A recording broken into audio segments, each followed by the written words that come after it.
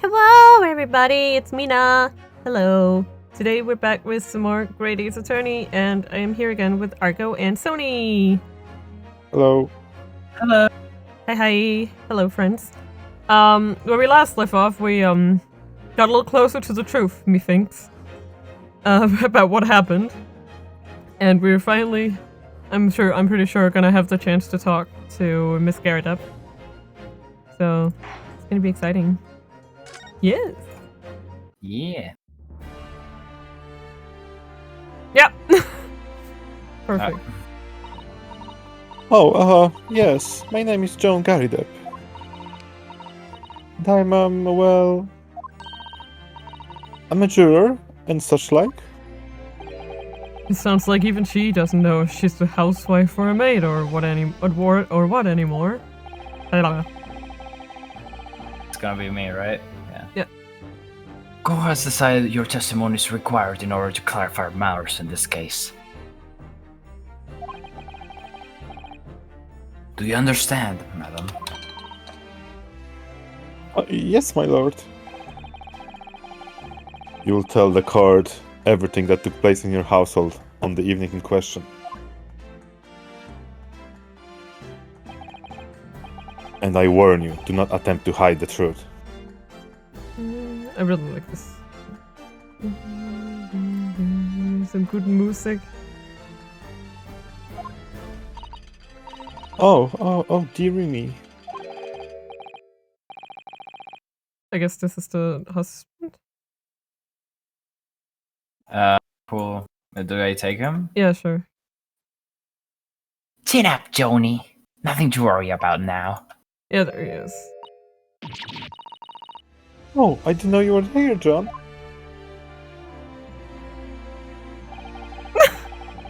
Wasn't only you in the room that day, old thing, was it?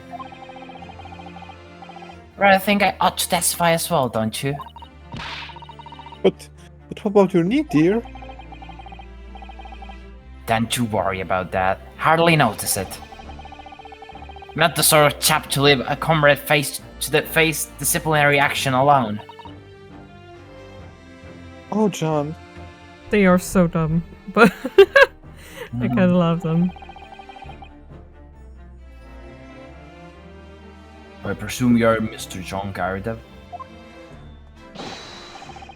Yes, sir. Former second lieutenant of the 3rd Regiment of the 4th Northumberland Fusiliers, sir. See my fair share of action now, living the quiet life, as it were. The quiet life, where you not engage in an incendiary battle with your spouse on the day in question. Aye, well, yes. Quite. Peaceful in quotations. I believe this may represent the first in the proud history of the British court. I was actually watching, I was watching a Legal Eagle video about... He like does reviews of, like, TV shows that have, like, court episodes and stuff. And he was like, calling a judge to the stand is completely unconstitutional. And I was like, oh, I want him to play this game so bad. I wish he'd play, like, he'd stream this. If only he knew. Yeah, I'd love to see a lawyer play, like, the entire Ace Attorney series. Just, like, all of it. Calling a juror to the witness stand is... Unprecedented, sorry. I thought you were really... Unprecedented. That's fine. However, the court will hear your testimony now, juror number 4, and that of your husband. You will recount clearly and concisely events in your home at the time of the incident in question. Sir, at once! Doobie-doobie-doop. See what's going on. Battle of Garrideb. Yes, on the day you're referring to, the wife and I did have a bit of skirmish. Can't recall the reason now. Knocked the candlestick over and set fire to a carpet. Soon had it out though, and got the window open. Meanwhile, I was picking up whatever I could find to throw at him. Plenty of knives around our place. Can't say I'd notice one of you were missing, I'm afraid. If that wally thing the victim's back really was one of ours, you'll have a job proving it, I think.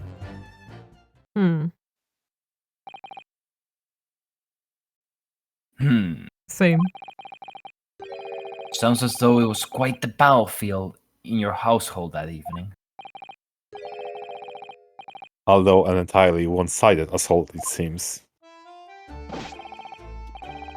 The enemy got us on the hop, sir. Had no choice but to dig in and take defensive measures. To be honest, if the enemy had kept shelling us for another minute, we'd have been toast. Of course, a baron such as myself.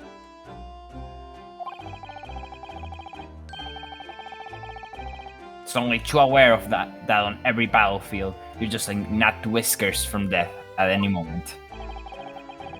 Are we still talking about a marital quarrel here? Well, must say I'm dubious that his testimony will shed any light on the origins of this jackknife. It's gotta have to do with the tip of it being gone, right? Just the tip? Yes. In combat, one's focus narrows such to surroundings and barely noticed. These witnesses might not be able to offer anything more than they have testified already. This might be a dead end. Van Six may well be right. Well, whatever the chances. We only have this last cross-examination to uncover the truth, Mr. Naruhodo. Yes, I'm afraid so. Very well, Counsel. Begin your cross-examination. Aye, aye, sir.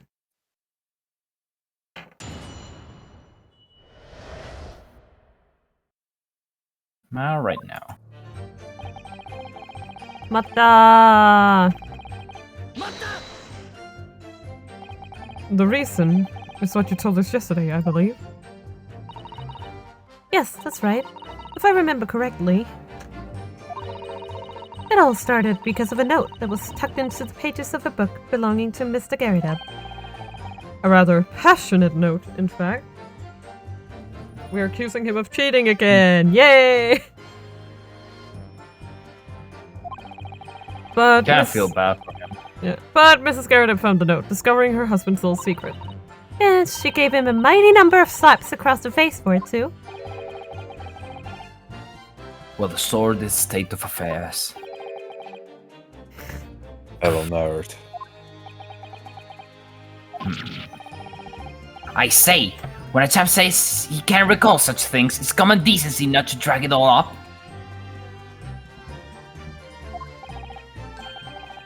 And besides, half of it was wide of the mark anyway.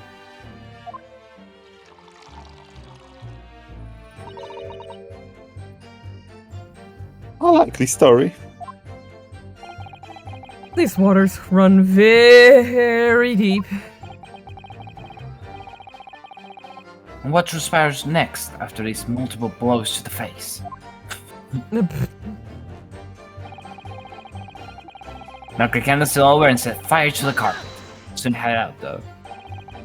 And the fire also spread to some items of furniture, didn't it? The bookcase, my armchair, anything of mine, really. Just so happens there was some bath water around that evening, so I sloshed that about to put it out. The most precarious situation you put yourself in. Ours is a 3-story townhouse on the west side of the street, where the main water main isn't connected yet.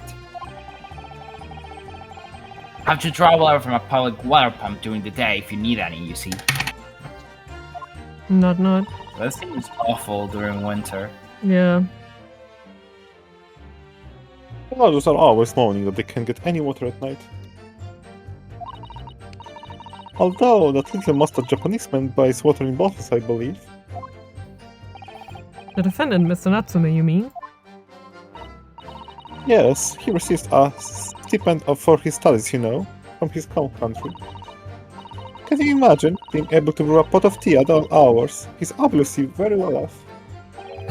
Have you actually seen the state of the man? I believe he uses all of his Okay. income to buy books.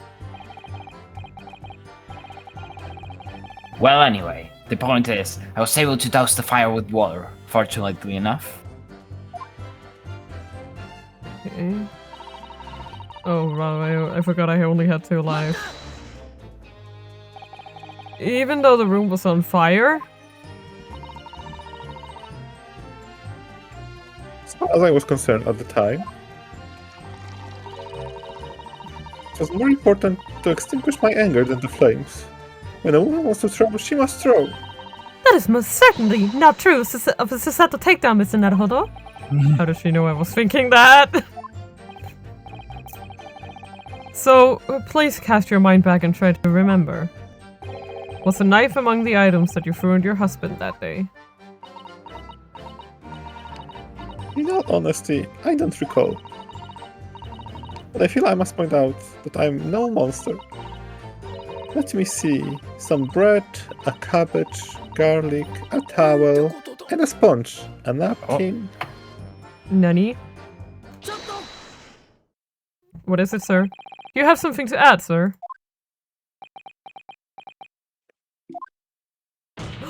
Oh, I remember!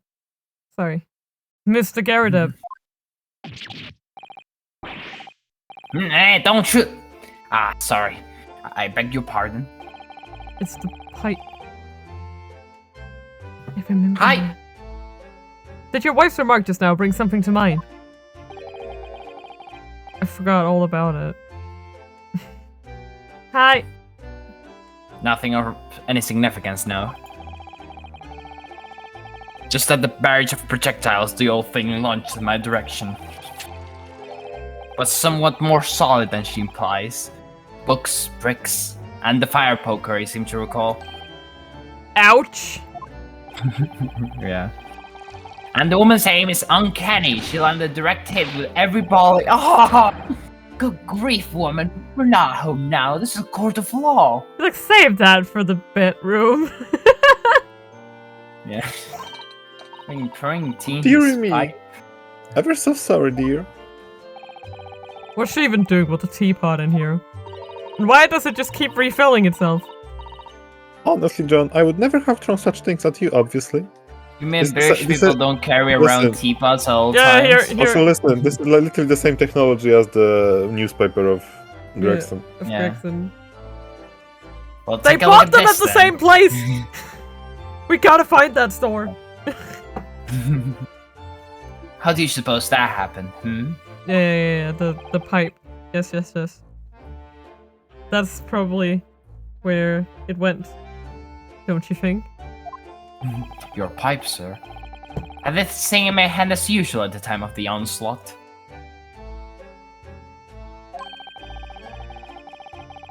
Knocked it clean out with one of her soft projectiles, she did. Yes.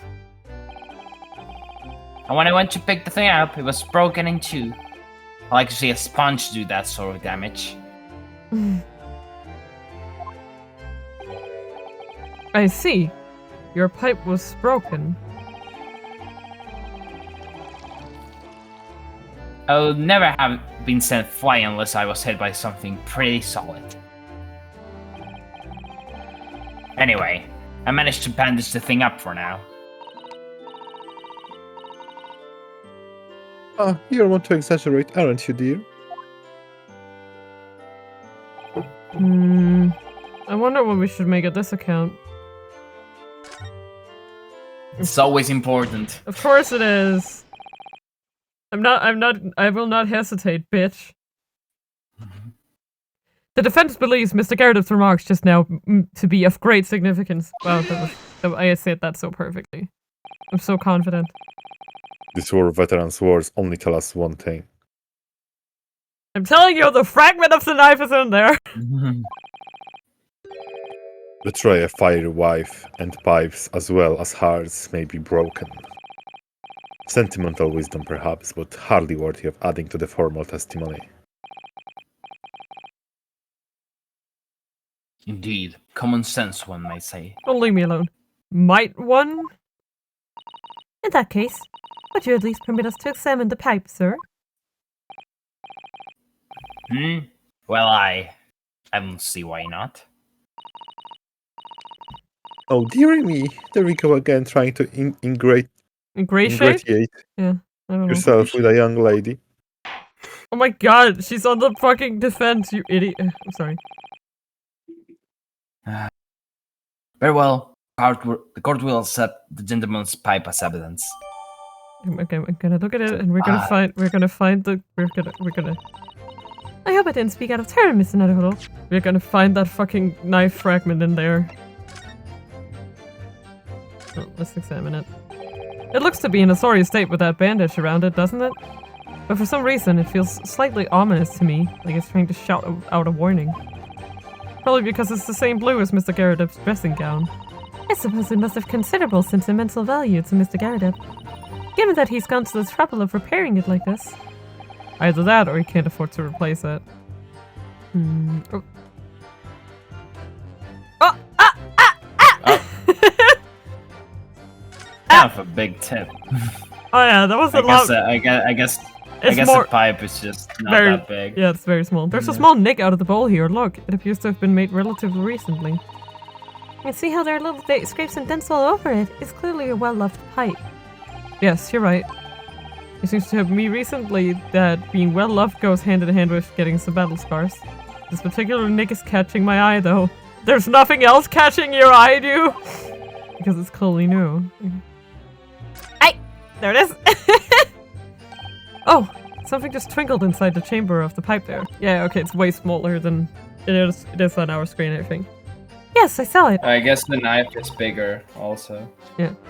Something stuck in there, I think. Oh, let's turn it over and give it a shake. What's this?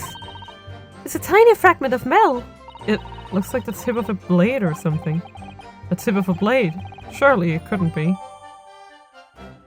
Can we wait. Yeah. Can we then examine this? Maybe I should examine this again?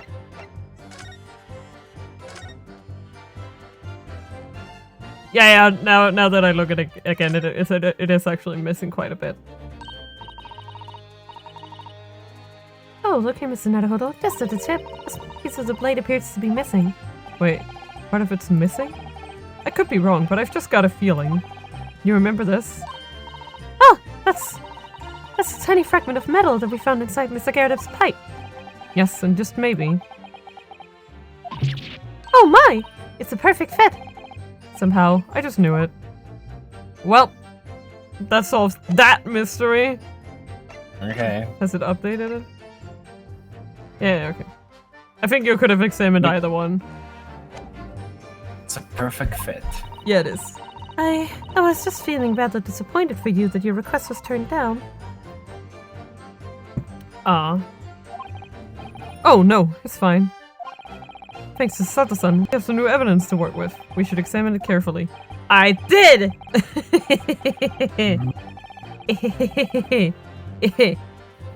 Sorry. Well, thank you for that rebuttal, Mr. Garradeb. Now, if you could return to the crux of the matter.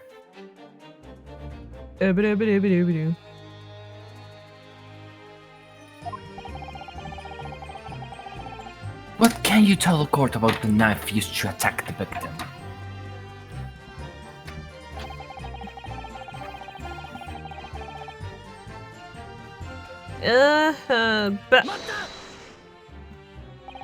Sorry? Would you care to elaborate?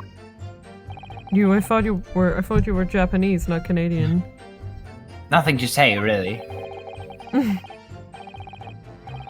Partial to a spell of carving, you see. Pipes and whatnot. Fishing tackle, you know the sort of thing. It's a passion we both share. I like to carve little wooden trinkets too. And then there's my leather work.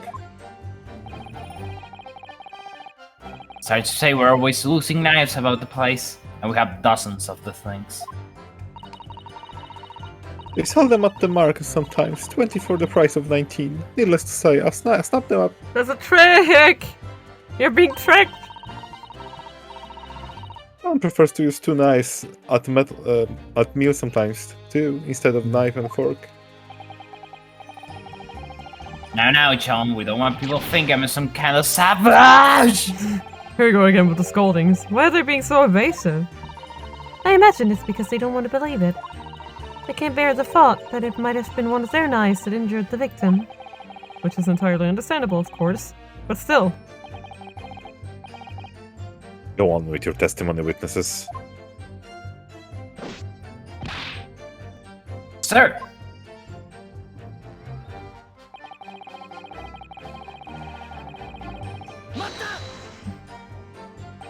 So you have no intention of admitting it was your knife, unless we can produce proof?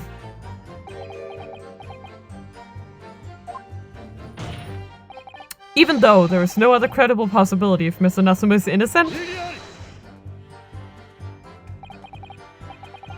You forget my Nipponese friend. Don't call me your friend, buddy. It has yet to be established that the accused is not responsible for the attack. As if I could forget. If only there was some way to know who had handled the knife.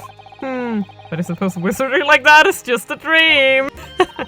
Perhaps you're thinking of fingerprinting, Mr. Naruhodo. Wow. What? You mean, it's not a dream? That sort of wizardry really exists? Whenever people touch anything, they leave behind a unique pattern from their skin, or so they say. But I can't see anything.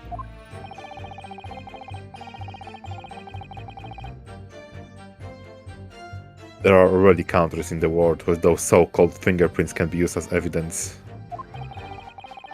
Lord Strongcar is currently discussing the matter at the Ministry of Justice.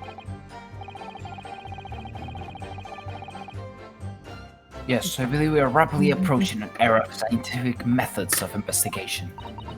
But for now, we shall have to find an alternative method of proving our assertion. That this knife found in the victim's back was originally in Mr. Garredev's house. If only I could transplant this whole incident to several years in the future! That's the extent of their testimony, isn't it? What do you think, Mr. Naruhodo? Well, I think we've heard all this before, to be honest. Can't say I'm particularly confident that we'll be able to prove anything new from this testimony. But in this cross-examination, it's absolutely essential that we establish how this knife came to be at the scene of the incident. Yes, I know. I'm sure both of them must be feeling very worried. Worried that it was in fact a knife belonging to one of them that caused the victim's injury. If we could find even a tiny shred of evidence to support that theory, it would clinch this trial for us. It would explain everything. Yes, it would. So for Sosuke-san's sake, we must. We already have it, you dumbass! We must find that last crucial piece of evidence!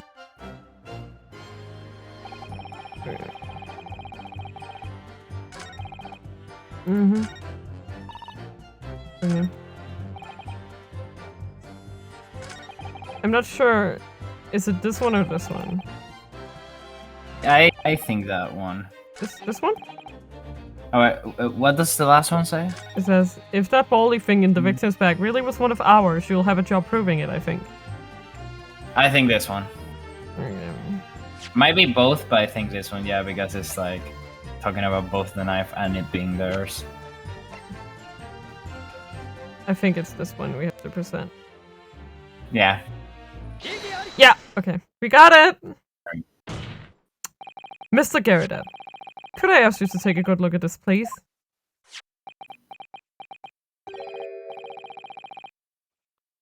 You can ask, but I can't see a bally thing.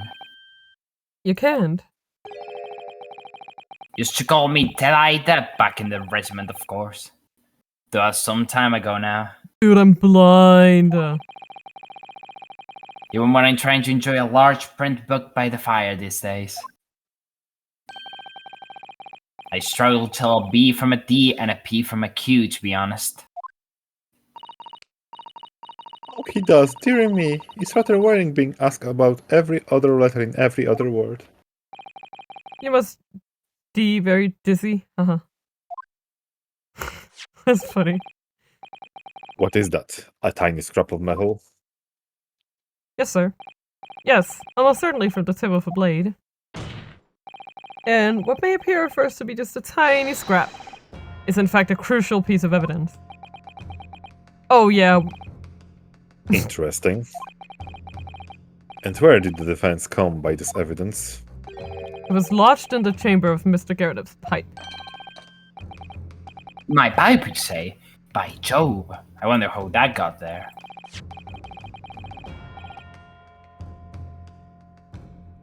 And what precisely does this fragment of metal signify, Counsel? Are you suggesting that it's in some way related to the matter of the stabbing on Briar Road? Oh yeah?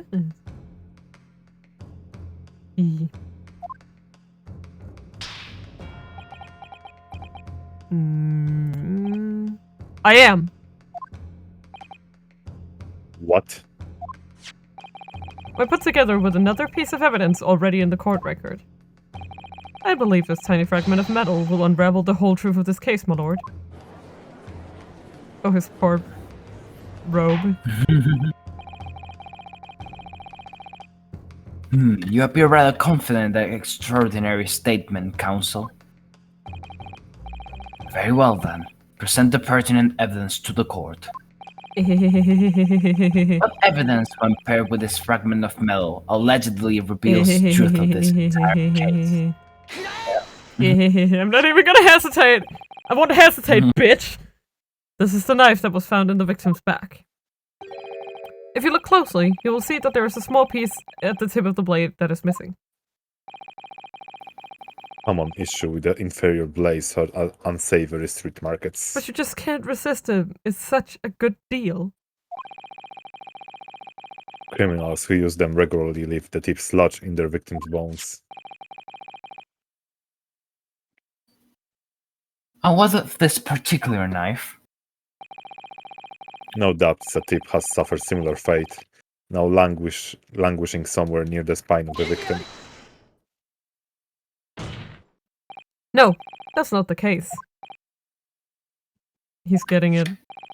The tip of this particular knife's blade is the very fragment of metal we discovered in the chamber of Mr. Garrett's pipe. Right at the life points! Lord Van Six? I don't believe it! Is that... Yeah, that's the right side. That is where his heart is, actually. Never mind. It's like, I'm gonna have a heart attack! The knife from the crime scene, and this fragment of metal. He's like, I have been bested again by this dumbass! My god! Are a perfect match! Good golly gosh! Does he have to keep saying that?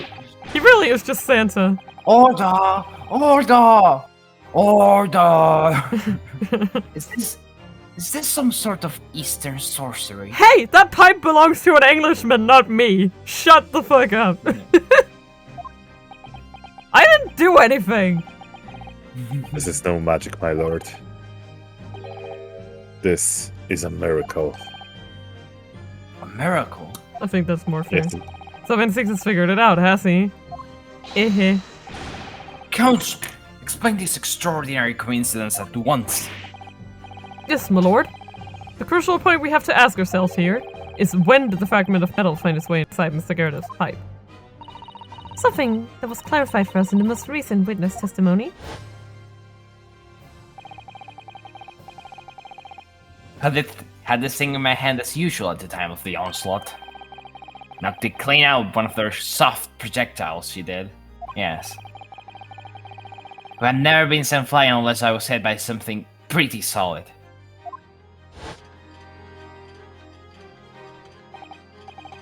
Oh, dearie me. Doesn't even matter who said that. During the argument between these two that occurred just as the victim was on the pavement below, Mrs. Garrett flung this knife at her husband. However, the knife missed Mr. Garrett, instead striking the pipe in his hand at the time.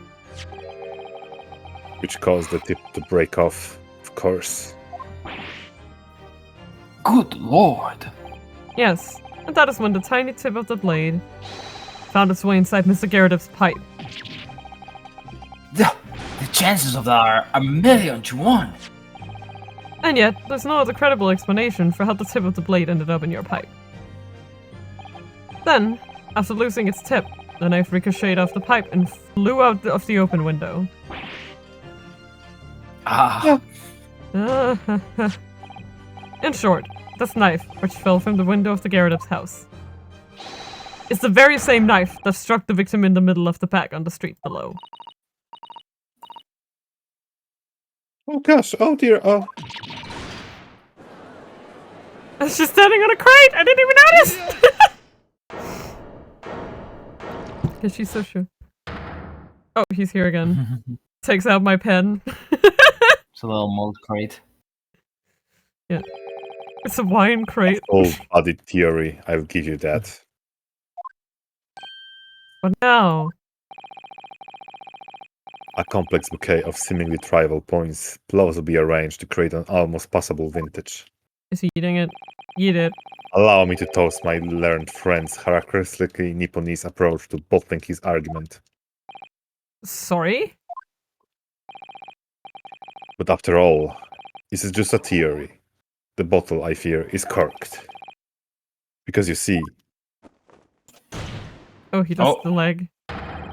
it's spoiled by an insurmountable inconsistency. It's probably gonna be, how could it hit her in the back when she was, you know, presumably standing up? But I'm pretty sure we already established that she was leaning down to get a book. So her back would be turned towards the sky. Right? Yeah. Like she was, ooh, a book! Yeah, we were talking about that. Yeah. We talked about that on a previous stream, like... An insurmountable... What?! Ouch. Roban 6, explain yourself. Don't just give me that leg tease, explain it, please. What is this inconsistency you claim to have identified? An inconsistency of the simple nature, my lord. Uh-huh. The victim was found with a knife planted in the middle of her back. Uh-huh. Yes, in her...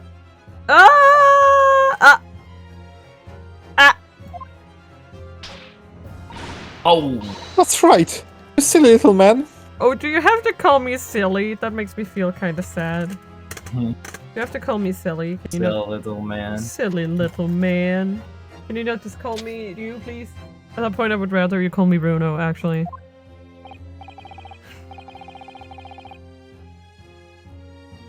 Now, Joan, old thing, what are you getting so excited about?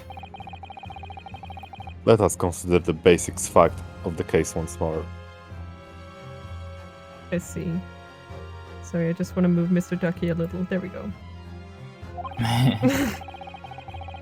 The victim was walking along the pavement before being stabbed in the back and fell into the ground. If the knife that struck her had fallen from above, Oh, there we go. 11. there is no possible way it could have planted itself into the victim's back.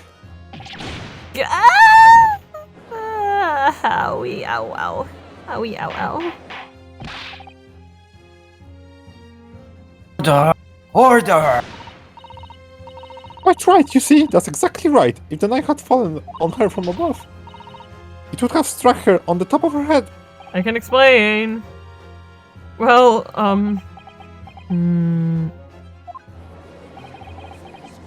It's also worse, look. I knew it. I never liked his theory in the first place. Yum yum yum.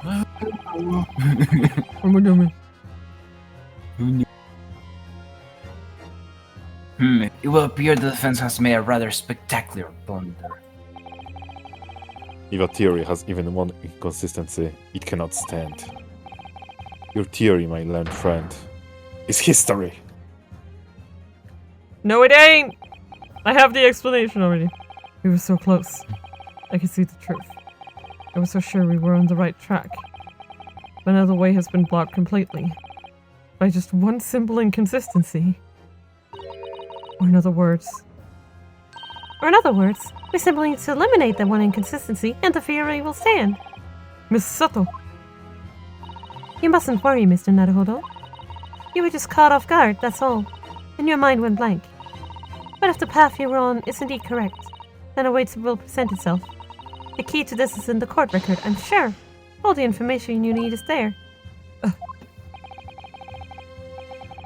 It seems you have nothing to say, my Nipponese friend. Well, your silence speaks volumes. A tacit acceptance that your theory is fatally flawed. No. I have an explanation. Yeah, I know. Good boy. Wait, you're still like that. Get up, dude. This inconsistency doesn't mean I was on the wrong track.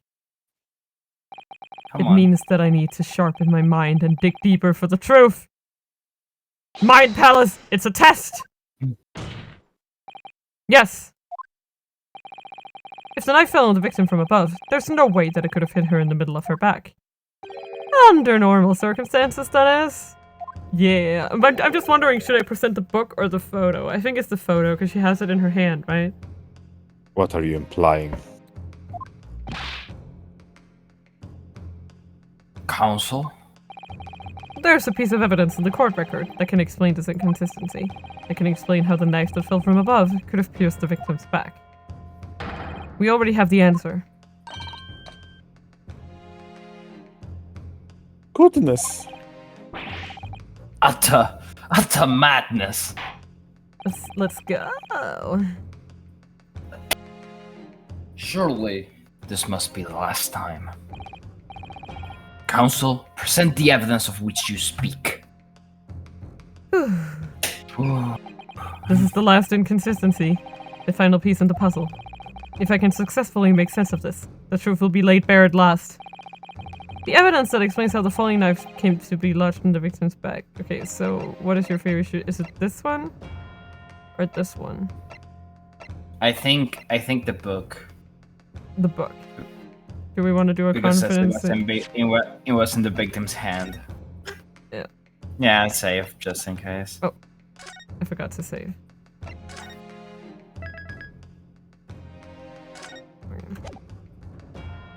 Okay, let's do... Let me back in the game, please. Thank you. Okay, it was correct, but still confident. This, the fourth book found at the scene. This is the final piece of evidence the defense will present. Ooh. The burnt book? Is that Mr. Garideb's book? Yes, and to understand its significance, we have to consider how it came to be at the scene in the first place. This photographic print clearly shows the book in question, and the victim holding it in her hand. Yeah, okay. But as we all now know, it was the police constable that put the book between her fingers like that. No! He found her like that! I mean, he did that because he saw it like that. Exactly. He testified. Quite so. As part of this wholesale transplanting of the crime scene to the opposite side of the road. That's true. However, as part of his testimony, Constable Beat made an extremely enlightening statement on that point. But what made you place that book in the victim's hand? Oh, well, sir, that's because that's how I found it. When we first ran over to the scene, the victim was already holding the book. So when I moved everything, I made sure it was still in her hand. In other words, the victim had already picked the book up of her own volition. And clearly, that must have been before she suffered the knife wound.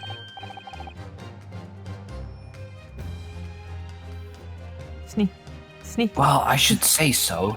I'm sorry, I'm just... After being attacked with a knife, I don't imagine she had been doing much of anything. So, the question becomes, why did the victim have that book in her hand?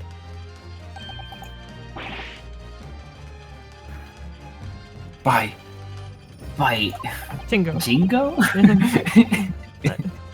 He's British. I think I'm beginning to see what may have happened now. Oh dear me!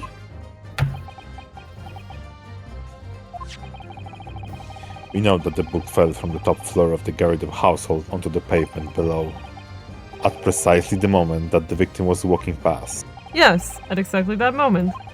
The young woman was walking along the street in the light fog, when all of a sudden, a book fell right in front of her. The book I threw. Yes, Mrs. Garrett. And what do you think the woman did? What would you do if you were walking along and suddenly a book landed in front of you on the pavement? Well, I really can't imagine it, but I suppose she might have reached down Oh shit! and pick up the book up. She looks so cute Aw. with the little She looks hand! so cute, yeah. She's such a baby. I love her. Yes, that is exactly what the woman in fact did. She picked up the book. Oh heavens!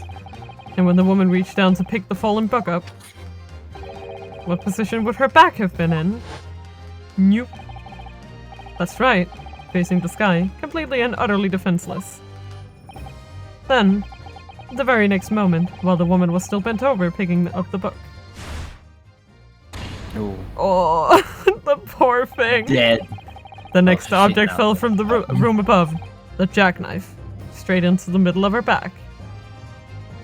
Oh, the poor thing. And at that same time, walking by chance directly behind Miss Green, was the defendant, Mrs. Souseki Natsume. Well, I never. It appeared to Mr. Natsume that the woman simply collapsed on the floor. In the dark and the fog, he didn't see the knife falling on her from above. Oh!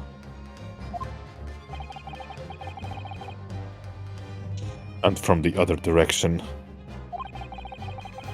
the constable and his wife saw no one but the victim and an apparent attacker. So there never was a real culprit to run from a scene in the first place. No, this is nothing more than a series of unlikely events that culminated in an unfortunate accident. That sounds like every Ace Attorney case ever. And that is the real truth behind this case.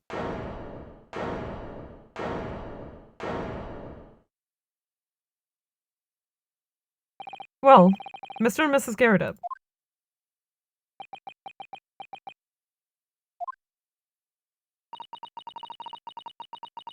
The very first time you showed me that knife, I had my suspicion. I wonder if perhaps it might have been something like that. There, old bean. Oh, they're still wholesome in their own way. Poor Mrs. Garrett. Oh.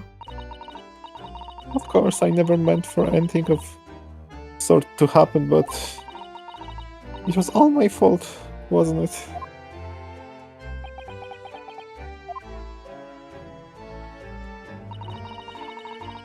I take full responsibility. I hope she gets a light sentence. I mean, no, at least nobody died. I let my anger get the better of me. I threw that book.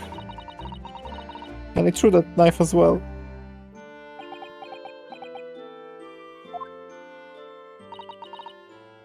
John, dear. It's alright. I know. I'm ever so sorry. Truly. I'm sorry! No, she's on the crate! Oh. It's a lot harder the other way around. Just an old man. Yeah. Oh, look at Like, his burnt butt. yeah, like, it's hard for me to hate them. I can't. They're like, wholesome in their own way. Lord Van Seeks. What news of Mrs. Garrett? She's been taken to the infirmary. It would appear that today's events has left her in an especially flustered state. However, I believe she will recover in due course. There is no cause for concern.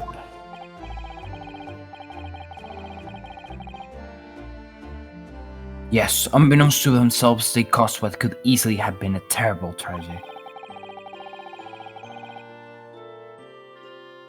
They shall all have to prepare themselves for the consequences of their actions. There is some good news, however, my lord. I have just had word from the hospital where the victim is being treated. Her condition is improving steadily, and the doctor believes she will regain consciousness soon. It's strange. We've been talking about the victim all this time, but we've never once met her. Oh, wonderful.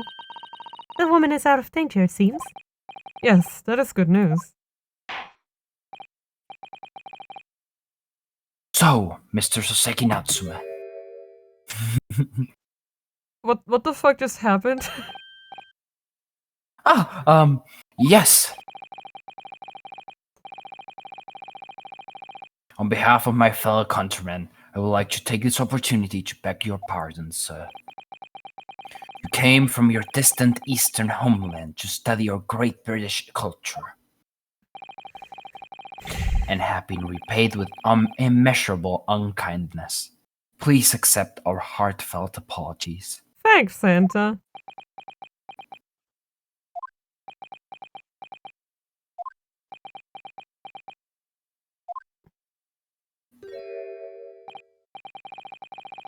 No, it's me who should be begging your pardon. Oh no, Mr. Natsume. That evening, when the young woman just collapsed on the pavement before my eyes, I jumped to the wrong conclusion again, in my confusion. What conclusion, sir? I was sure that the woman was dead. Yes, Constable Beat said the same thing, didn't he? He thought she had been killed, too. I suppose she must have looked completely lifeless. I mean, it was in the middle of the night. Super cold. Yeah. It's been about a year since I first arrived in Great Britain now, but I still can't get used to the life here. I can't relax.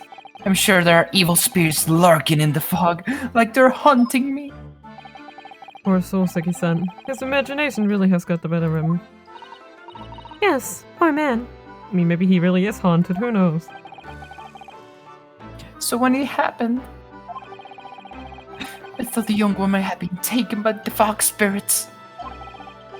I should never have dropped my books like that and run away. I should have called for help, for doctor, for the police. Instead, I managed to create a rift in the relationship of trust between our two empires. Surprisingly, very responsibility-taking of him.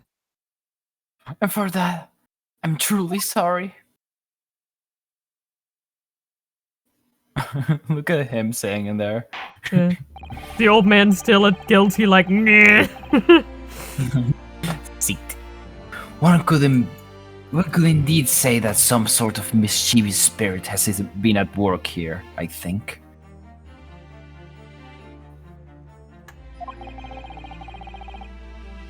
One that created a chain of unfortunate mishaps. We were befooled by this spirit and led to false conclusions.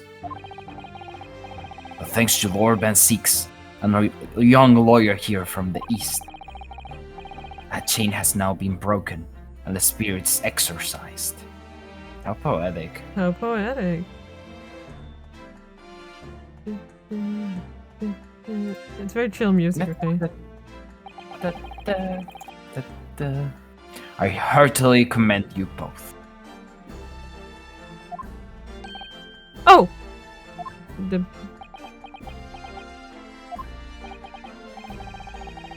Now then, ladies and gentlemen of the jury. You. Yes, my lord! In concluding this trial... My fair play voice will never be serious. I'm sorry, I can't. it's fine. He's so funny to me.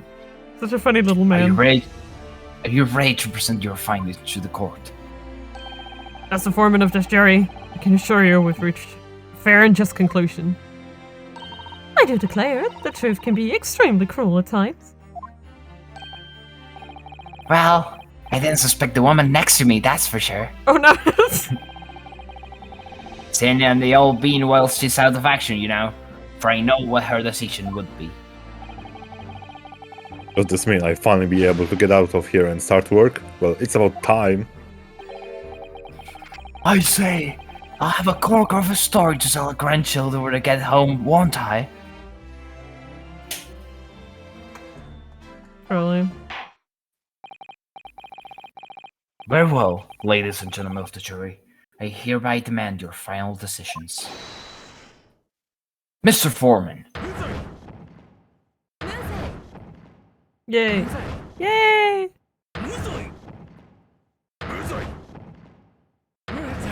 Yay! Woo! I like the way the old man says it. Musa, yeah, yes, I. Musa, yeah, he's very like. He sounds like an old man. Yeah, indeed. Very well. Mr. Seki Natsume, I hereby pronounce you Not not guilty! guilty. That was the fireworks. Yeah. That's really dangerous.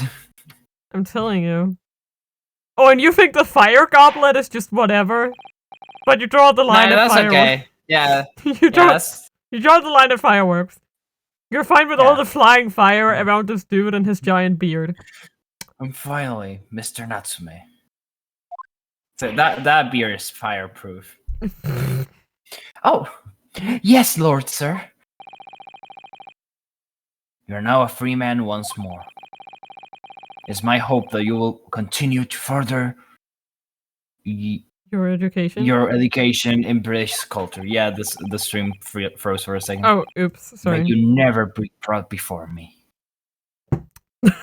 That sounds like a threat.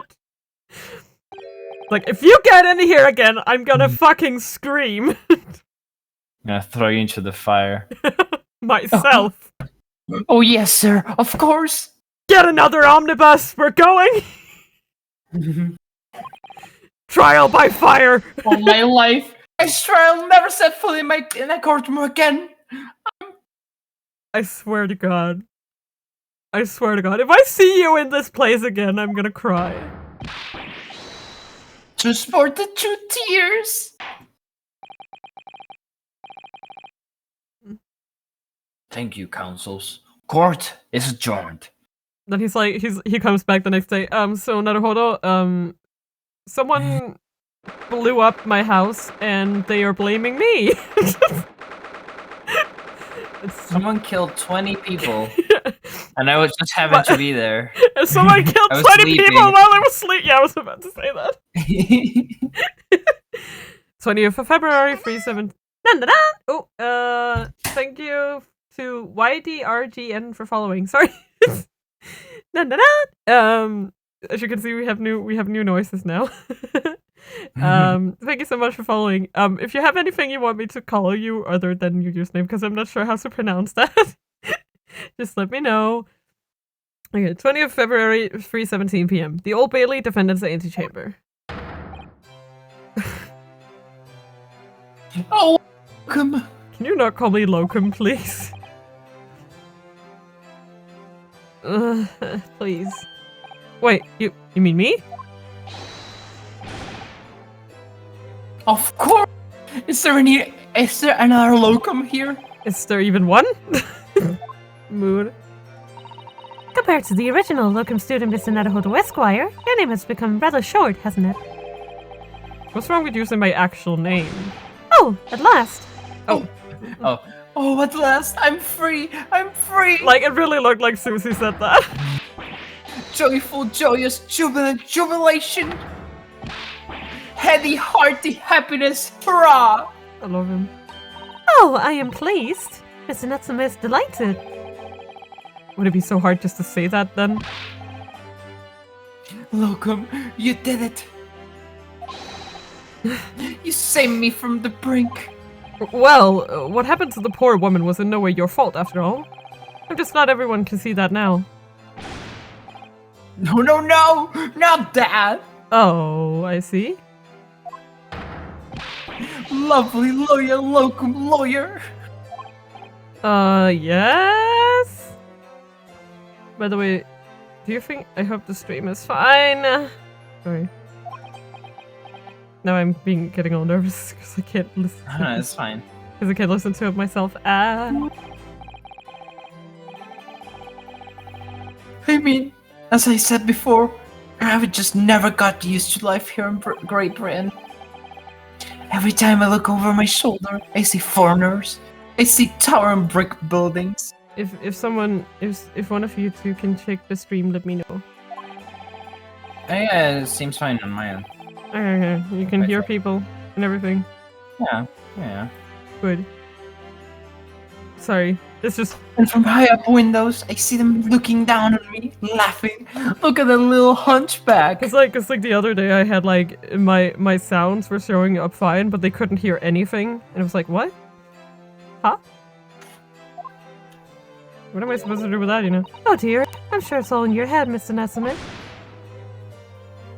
But Yeah, see it happen again. today, your local lawyer gave my gloom the boot.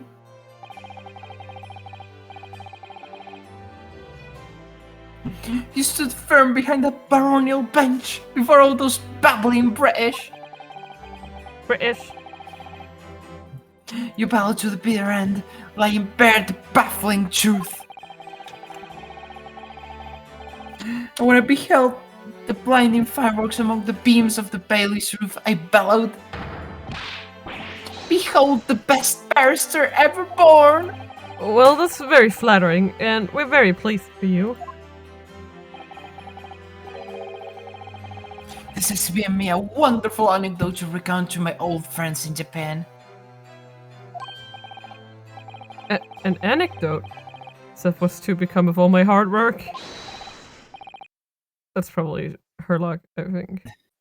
Ah, there you are, my dear fellows. I apologize for keeping you waiting. I rose late this morning. Oh, Mr. Shelms, what a pleasure to see you. I say I'm here not a moment too soon. A disaster has been averted, I'm glad to say. Oh, The trial shall begin presently, Mr. Naruhodo, and I wish you the very best of luck. It's just finished, actually. What? No! Then my haste was in vain. Ah! It's you! Herlock Sholmes! Oh, have we met, sir? this is Mr. Nessamit, the man you had arrested, Mr. Sholm. I see. I failed to recognize you at first. Appeals encounters had taken place in the gloom, either of your break lodgings or that prison cell.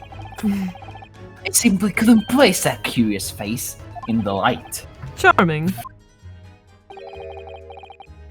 This is all your fault, Herlock Sholmes. You're the reason I had to go through this terrible ordeal. I'm going to give you a piece of my mind.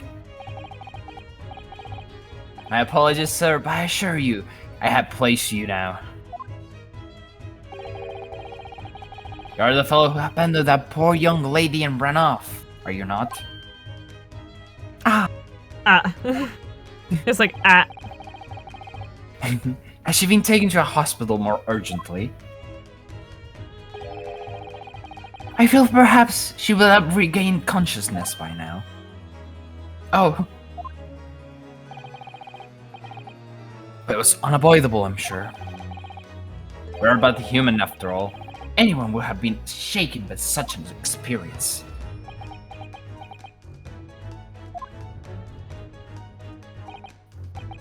I do feel very badly about how I behaved. Well, never mind. Now then, what was it that you wanted to say to me, sir?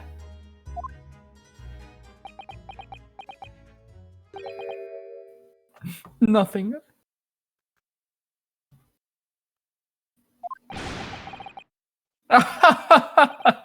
Priceless. Oh, I'm sorry, really, but that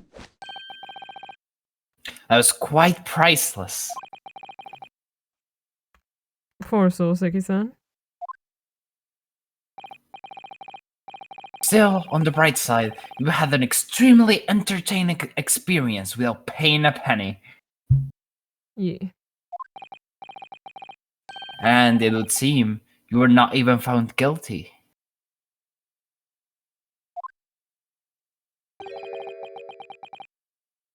But there is no bright side. Rip.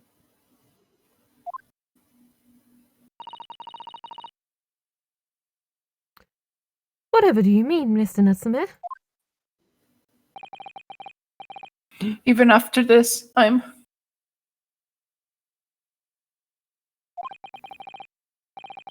still cursed by the spirits and now by the Reaper.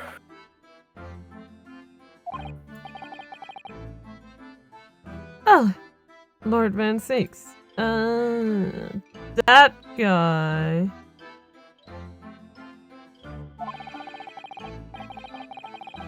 I haven't forgotten, what facing that man in court means.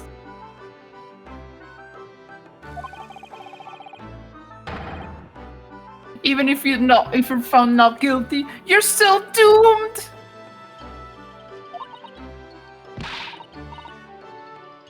it will be all right, Mr. Natsume.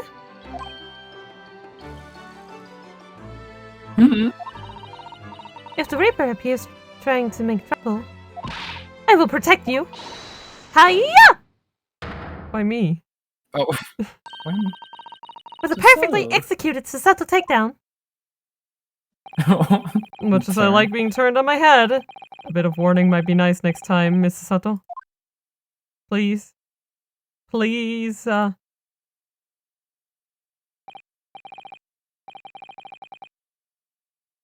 So, Mr. Natsume, what do you intend to do now?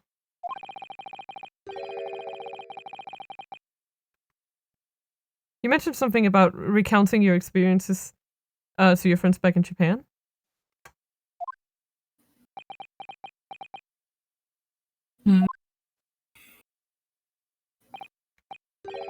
Yes, I intend to return to my homeland soon.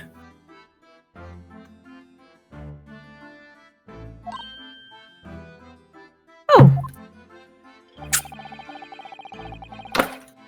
It's already been a year since I arrived here in Great Britain. I visited universities, libraries, bookshops. I've been honored with the tutelage of professors.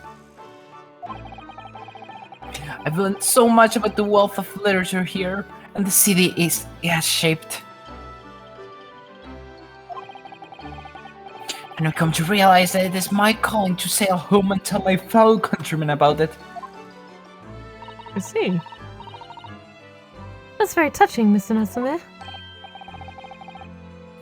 Or, in perhaps less veiled terms, you wish to withdraw halfway around the world to escape the terror of the Reaper's curse.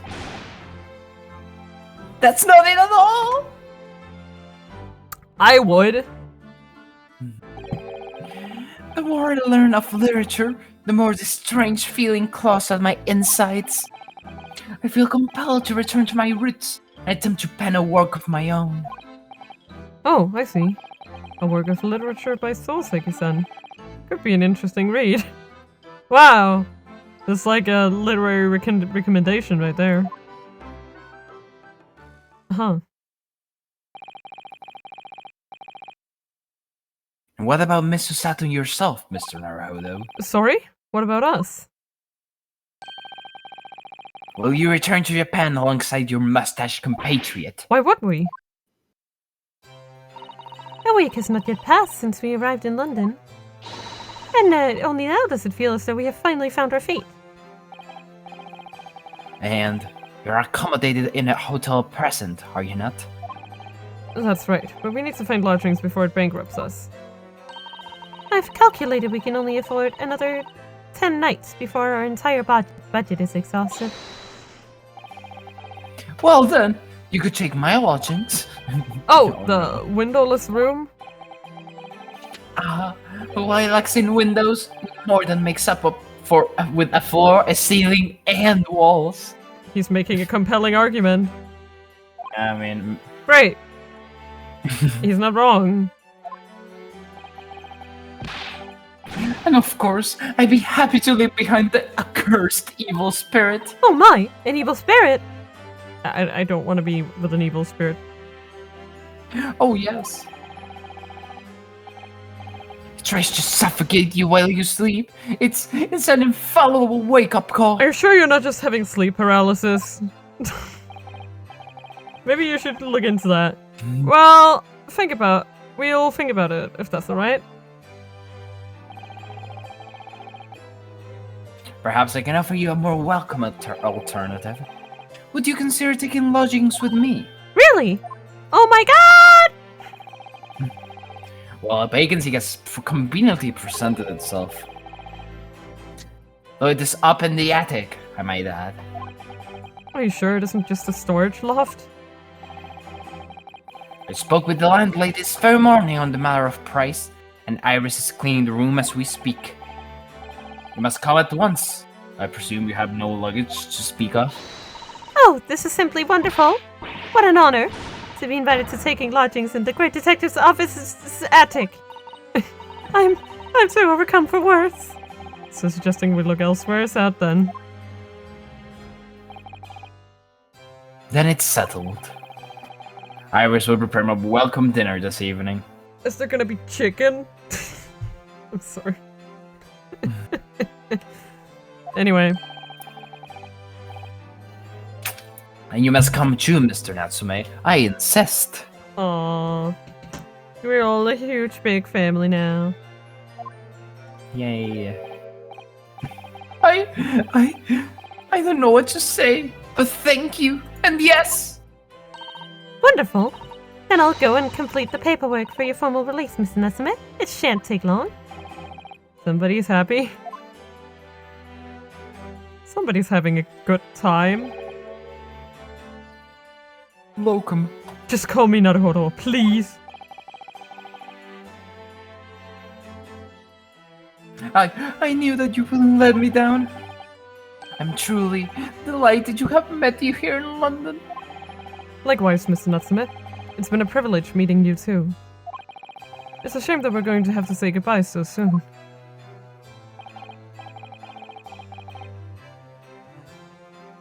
Well, I come to realize that I belong in Japan. Don't get into any murder cases on your way home, you hear me? And I do not want to have to defend you again. But Locum, we'll meet again one day. Yes, I'm sure. And hopefully by then, I'll be a successful lawyer. I mean, he's not failed once so far. Unless you count... Hopefully by then, I'll be a successful author. Unless you count McGilded. I'm not quite sure what you'd consider that. Well, my dear fellow, our carriage appears to have arrived. Shall we go, Mr. Naruhodo? Yes, Mr. Holmes.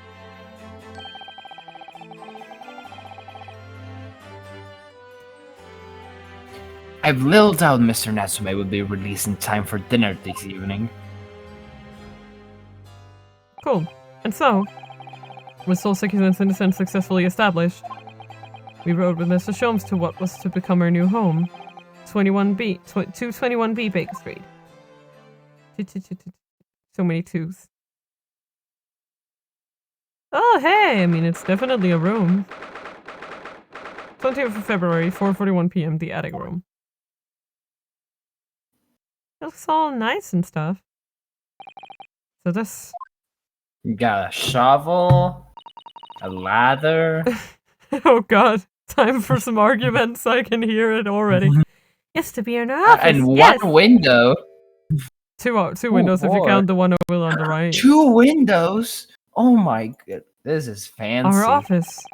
I rather like the sound of that. Me too. It's simply wonderful, isn't it?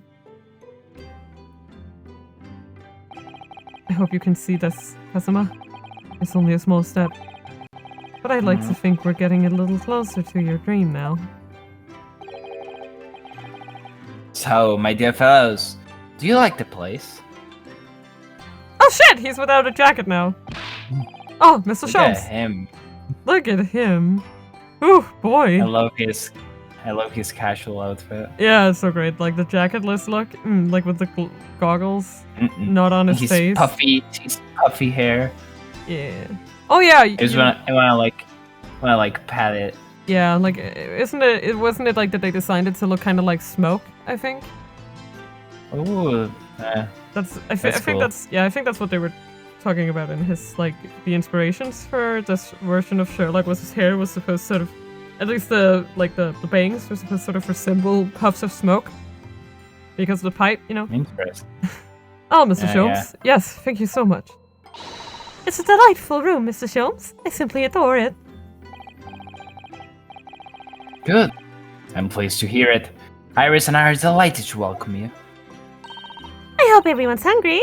It's nearly time for dinner. I'll eat as soon as Mr. Natsume arrives. We have a lot to celebrate. Iris, you must let me help you. Alright then, Susie.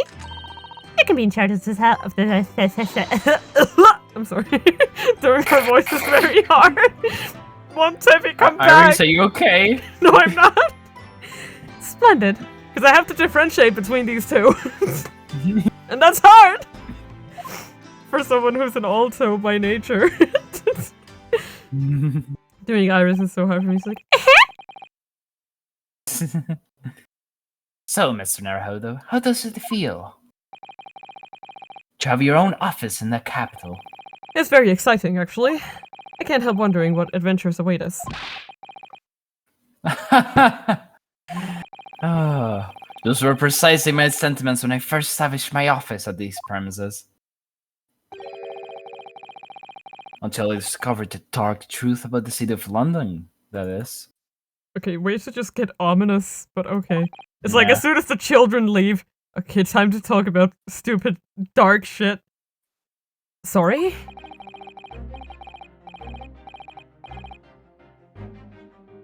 London is a glorious place full of wonder, opportunity, prosperity, and mirth. But the brightest of lights casts the darkest of shadows. Oh shit. Shadows? What do you mean?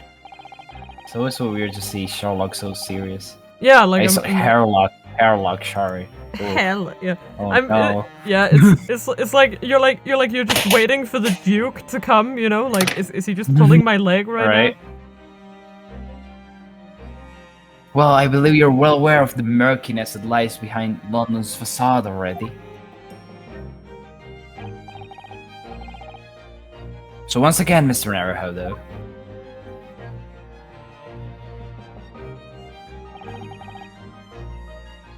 Welcome to London.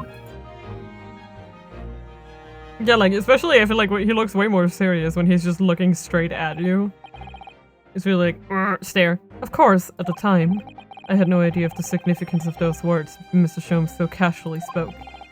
But it wasn't long before my turn came to lift the facade and see the true depth of the murk that lay behind it. I'm not looking forward to this. But we're gonna continue.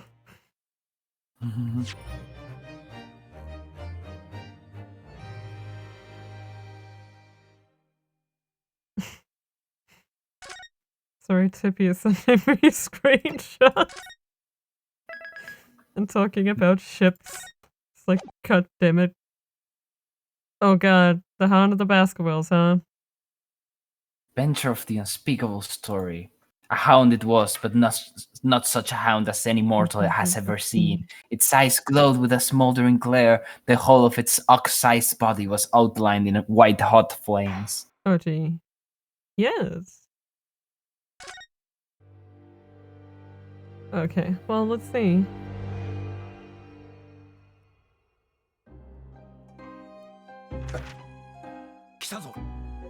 ホームズの鋭い声が濃い霧の壁の向こうから聞こえてきた。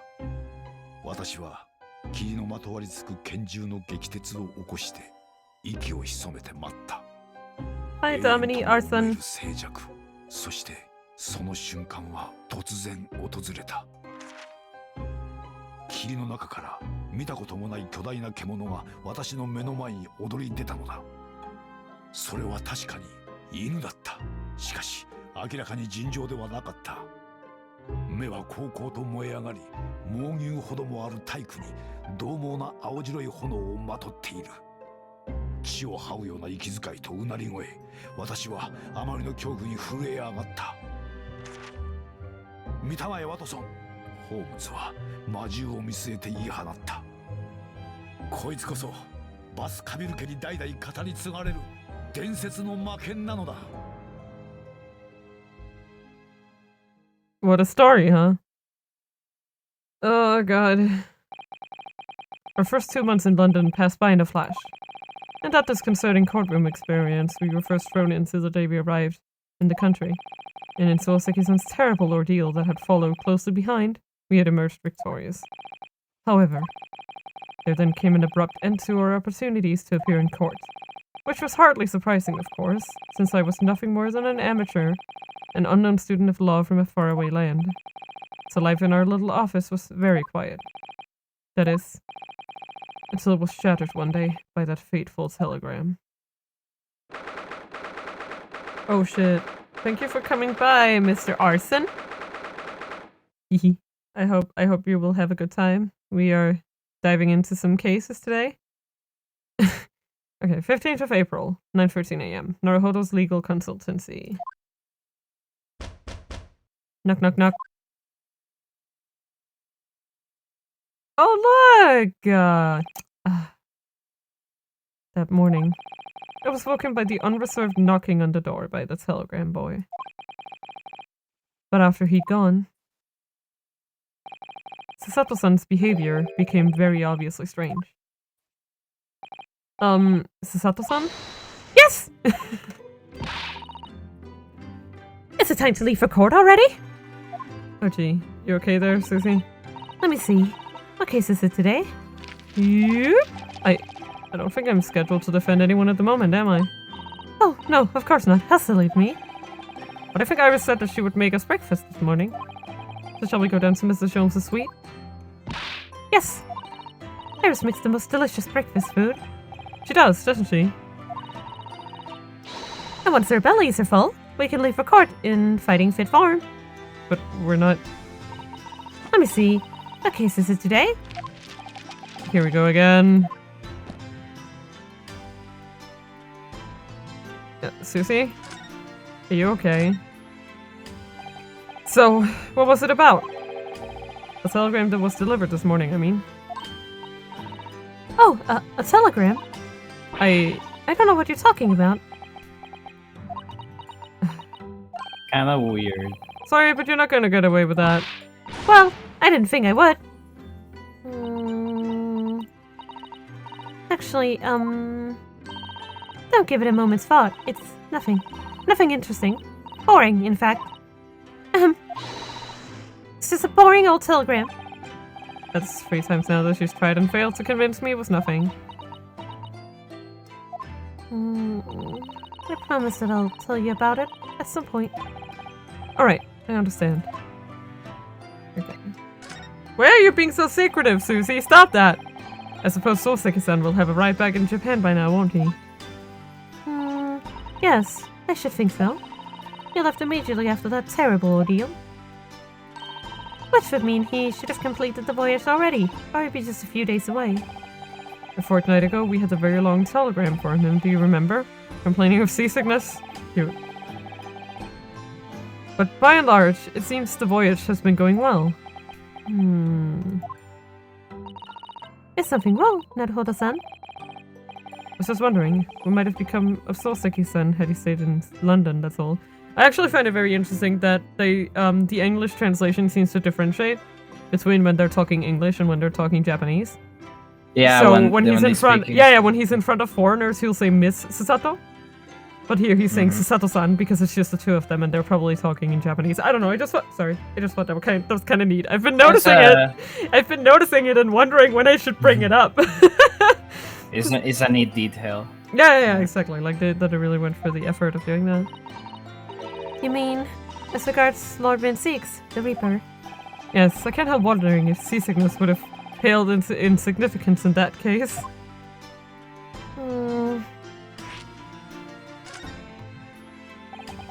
What is it they say? that no one who stands in the dock can be saved from the Reaper, right? Like the way that nightmare's trial ended on the very day we arrived in London. Even 2 months on, the cause of that dreadful fire is still a mystery. Yes, but at least Soseki-san is safely out of the country now. Presumably that means... Presumably. Yeah. That the curse of the Reaper can only take effect within the confines of the city of London, perhaps. Like, that's what I... Like, okay, so even if it... Because, I mean, someone has got to be doing this, right? Like, let's not go and believe in curses and all that shit now. So in that case, if they were really determined to chase people to Japan or some shit, why would they do like, why are they killing these people? Who's doing all this shit, you know? Even if that's the case, it's still a comfort. I have a terrible sense of foreboding. Well, you always have, you, and it's true, he's always spot on. If the legend of the Reaper is to be believed, it would mean he wields the sword of justice himself. Come to think of it, I wonder what he's been up to these past 2 months. He's like, shall we go visit him? Oh my god, Sissy, you wanna go visit him? Surely not wielding that sword against more acquitted defendants. No, I don't think so. Apparently, Lord Manseeks has appeared in court once since our last encounter. Oh? It's almost like he's after me specifically. What a dude. Yes, since Soseki-san's trial, he's withdrawn from judicial service again, it seems. Really? Just like before, when he wasn't seen in court at all for several years. So it's just been me who's had to face him in his recent spate of trials, then? Wow, it's almost like he's after me personally. Ugh, just my luck, I know, right? I wonder if luck doesn't come into it. Sorry? What's that? Oh, nothing. Never mind. Oh my god, Susie, please. Okay, let's argue. That spade has been in here since we started renting the place. Oh, that's not a spade, Naruhodo-san. It's a shovel. I knew it. No, shovels are for digging. That's for scooping up loose material. It's a spade. How the fuck do you figure It's definitely that? a shovel. Definitely a shovel. No! Spades are for digging. That's for scooping up loose material. It's a shovel! Shoberu! I don't want to dig a hole for myself, so let's leave it. Okay, time for the ladder. Let's argue again. God damn it. We can't argue, no. Okay. It's spring at last, and the weather is warmer now. But I love the smell of the fire and the steam rising from the kettle. Oh, would you like some tea, Naruhodo-san? Thank you, Sato-san, but I am alright for now. With the green cheese Sato-san makes me from time to time, and Iris' unique herbal infusions. This place is paradise for a true tea lover. Green tea is such a wonderful accompaniment to British tea cakes, don't you think? Sure, I'll just sell her tea stuff. So this is the tea set that Sato-san had brought with her from Japan.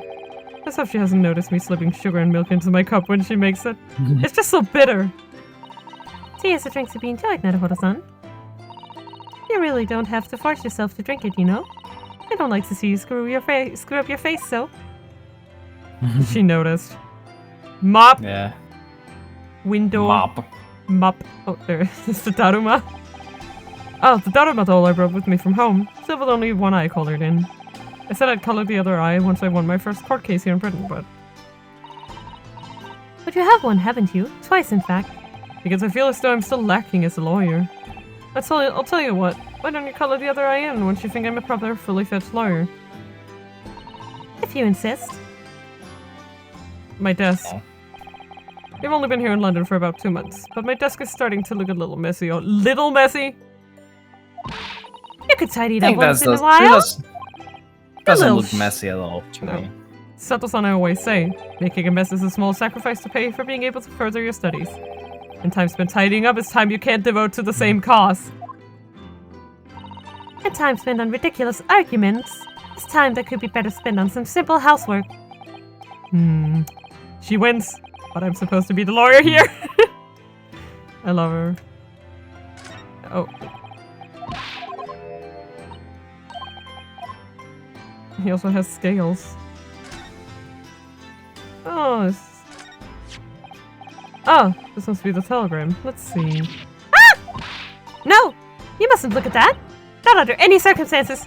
Alright, I won't. It's a love letter. From my girlfriend. Stop!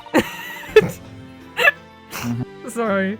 It was just pointed out that how in case 2, I forgot who said it, but like in case 2, how Susie just kept calling Mina pretty and beautiful and shit. Yeah, it's just like It's like, beautiful. I diagnosed you with gay. It was kind of really funny. Yeah, indeed.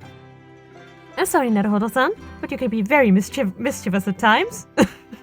It's almost like you're younger than me. And put the telegram away if you don't want people looking at it. That's your problem, you goddammit, you little shit. You little shit. We were rather lucky to find that old aquarium left behind here. The prawns we put in there are doing rather well. And the anemones too. It's a wonderful invention, isn't it? The sea, behind glass, inside your room. Another example of Great Britain's greatness. Having to clean it out and change the water isn't so great though, is it? Yeah, I could see that. Oh. Yeah, I think it's the door. It says something. I think it says Susie or something. It's hard to see. Do you know, I've never seen inside your room there. This is such fun. I've never even peeped inside. I should think so too. A young maiden's private chamber is a place of bittersweet secrets, you know. Whatever you say, young maiden. I love these two and their dynamic. They're both very foolish, and I love them. Thank you for being cute. Okay. They're really cute. Yeah. Here, look at my badge. Oh. Here. Hey! It means a great deal to me, you know. That you cherish your armband so, and wear it each time you appear in court. Well, it's very important to me. It's what shows that I'm a lawyer. And whenever I wear it, I feel as though it gives me strength through Kazuma. Absolutely can't be without it. Especially when I'm at a critical point in a trial. But just the other day, I noticed you wearing it when we went to visit that park. Sometimes I forget to take it off. Oh, cute. Okay. Let's go downstairs.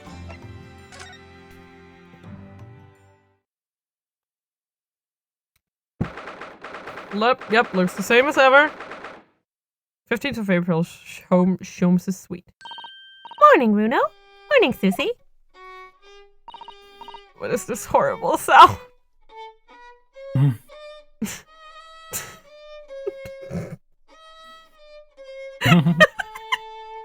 Oh my god, God help me. Good morning, Iris. Iris? What is it, Runo? What is that terrible noise? Sounds like a cat being strangled. Ah, yes. You noticed that, did you? It's kinda hard not to! Where's his big machine? Early isn't this the best form this morning, it seems. Oh Oh. god. Hello. Hello, Mr. Sholmes. Are you daijoubu? Good morning.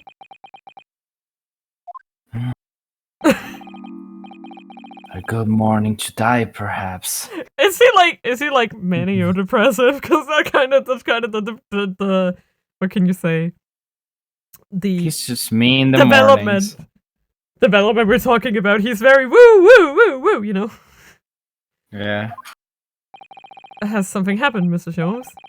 You look miserable, and you were playing the violin before. My analytical mind is dead. Music is dead. The world is dead. Damn this bleached, blanched existence!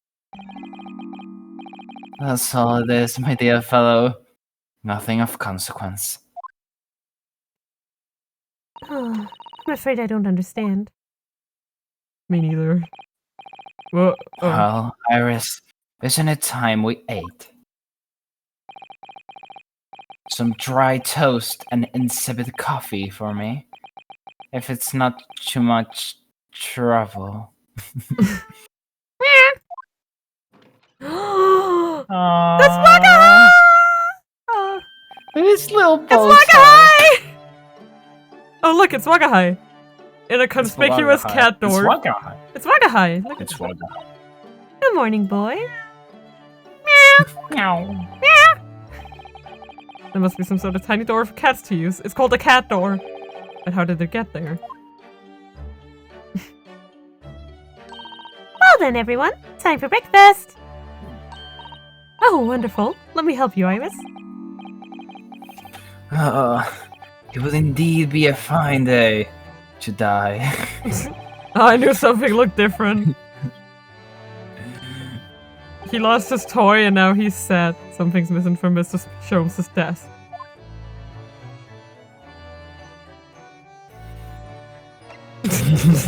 You okay? Wanting to die?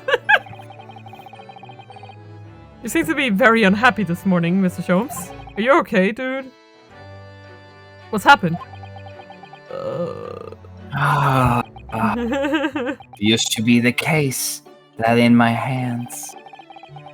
This violin sung like the dawn chorus. Its melody tones would make flowers bloom. Hello, distress. That's hard to say. Your username is hard to say. If you have anything, he's a miserable man. Yes, he is. He really is. Yeah, thank you so much for coming to hang out. Hello. If you have anything you want me to call you, just let me know.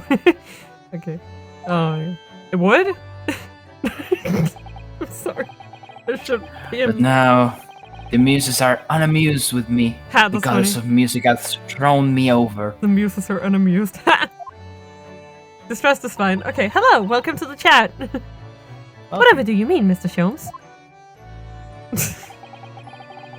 For hours I have bowed, for days even. Through the night I have endeavored to no avail.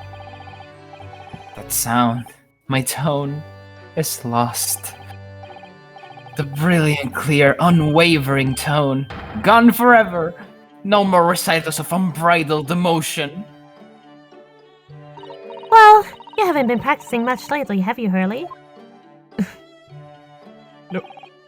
Don't worry. I'm sure it'll come back to you in time. Heed my words, Mr. Naruhodo. The goddesses of the arts are fickle. One day they bestow genius on a man, the next day unmercifully withdraw it. Oh, come on. Don't be... Just vibe, my dude. Oh, dear. Why is this happening to me? If they take the turn I have for the violin from me, what is left for pity's sake? What is left? Deduction, perhaps? Isn't that what you're known for? No? Okay. Well, what happened to your machine, my dude? I Mr. Sholmes, I don't like to pry, but Something rather conspicuous is missing. Your desk looks rather empty today. Well done, Mr. Sato. Your observational skills do you credit. oh no, Mr. Sholmes. They pale I hate that word. They pale into insignificance when compared to yours. You'd struggle not to notice, wouldn't you? You mean Hurley's great analytoscope? That's at Windy Banks now. Sorry? Is it Windy Bank? Where's that? Is there a lot of wind there? No, Windy Banks, the pawnbrokery. What? You mean you've pawned that enormous machine of yours? How did you transport it out of here? Has some considerable value, you see. Quite undeservingly. But Isn't it a very important machine for your work? I do wish you had consulted us if your situation had become so desperate. I should have gladly passed what little income I have to you. you threw it out the window. Dear madam, Things are far from desperate. Just went yeet. And Iris had like a cart trying to catch it. But the pawnbroker has your wonderful machine. How can it be anything but desperate? Making use of a pawnbroker is quite ordinary here in London, I assure you. It is. It doesn't sound ordinary at all. It will seem that neither of you fully understand how pawnbroking works. Oh, was to understand exactly. Okay, how pawnbroking works. What did you mean when you said we didn't fully understand how pawnbroking works? To the people of London, pawnbrokeries are akin to banks. Banks? On Mondays, merchants relinquish their finest jackets and trappings to their pawnbroker of choice. With the money they receive in return, they are able to trade happily through the week.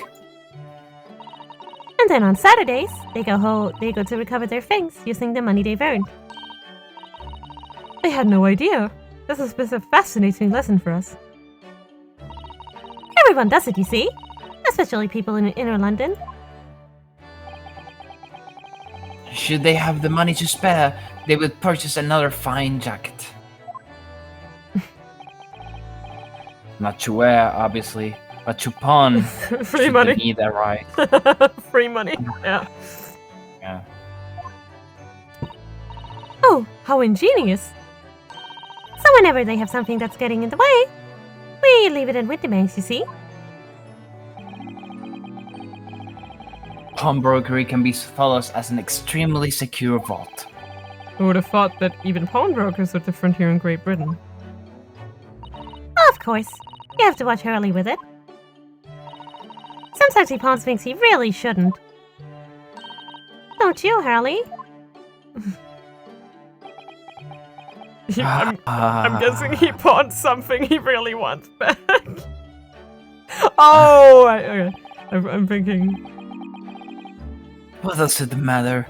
The world is dead to me now. Okay, what? Well, What? okay then, you just stay there. Wait.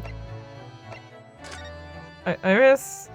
Please, I'm just gonna examine. Look at her there! She's so tiny. So little. So sweet. The fire is burning comfortingly in the grate again today.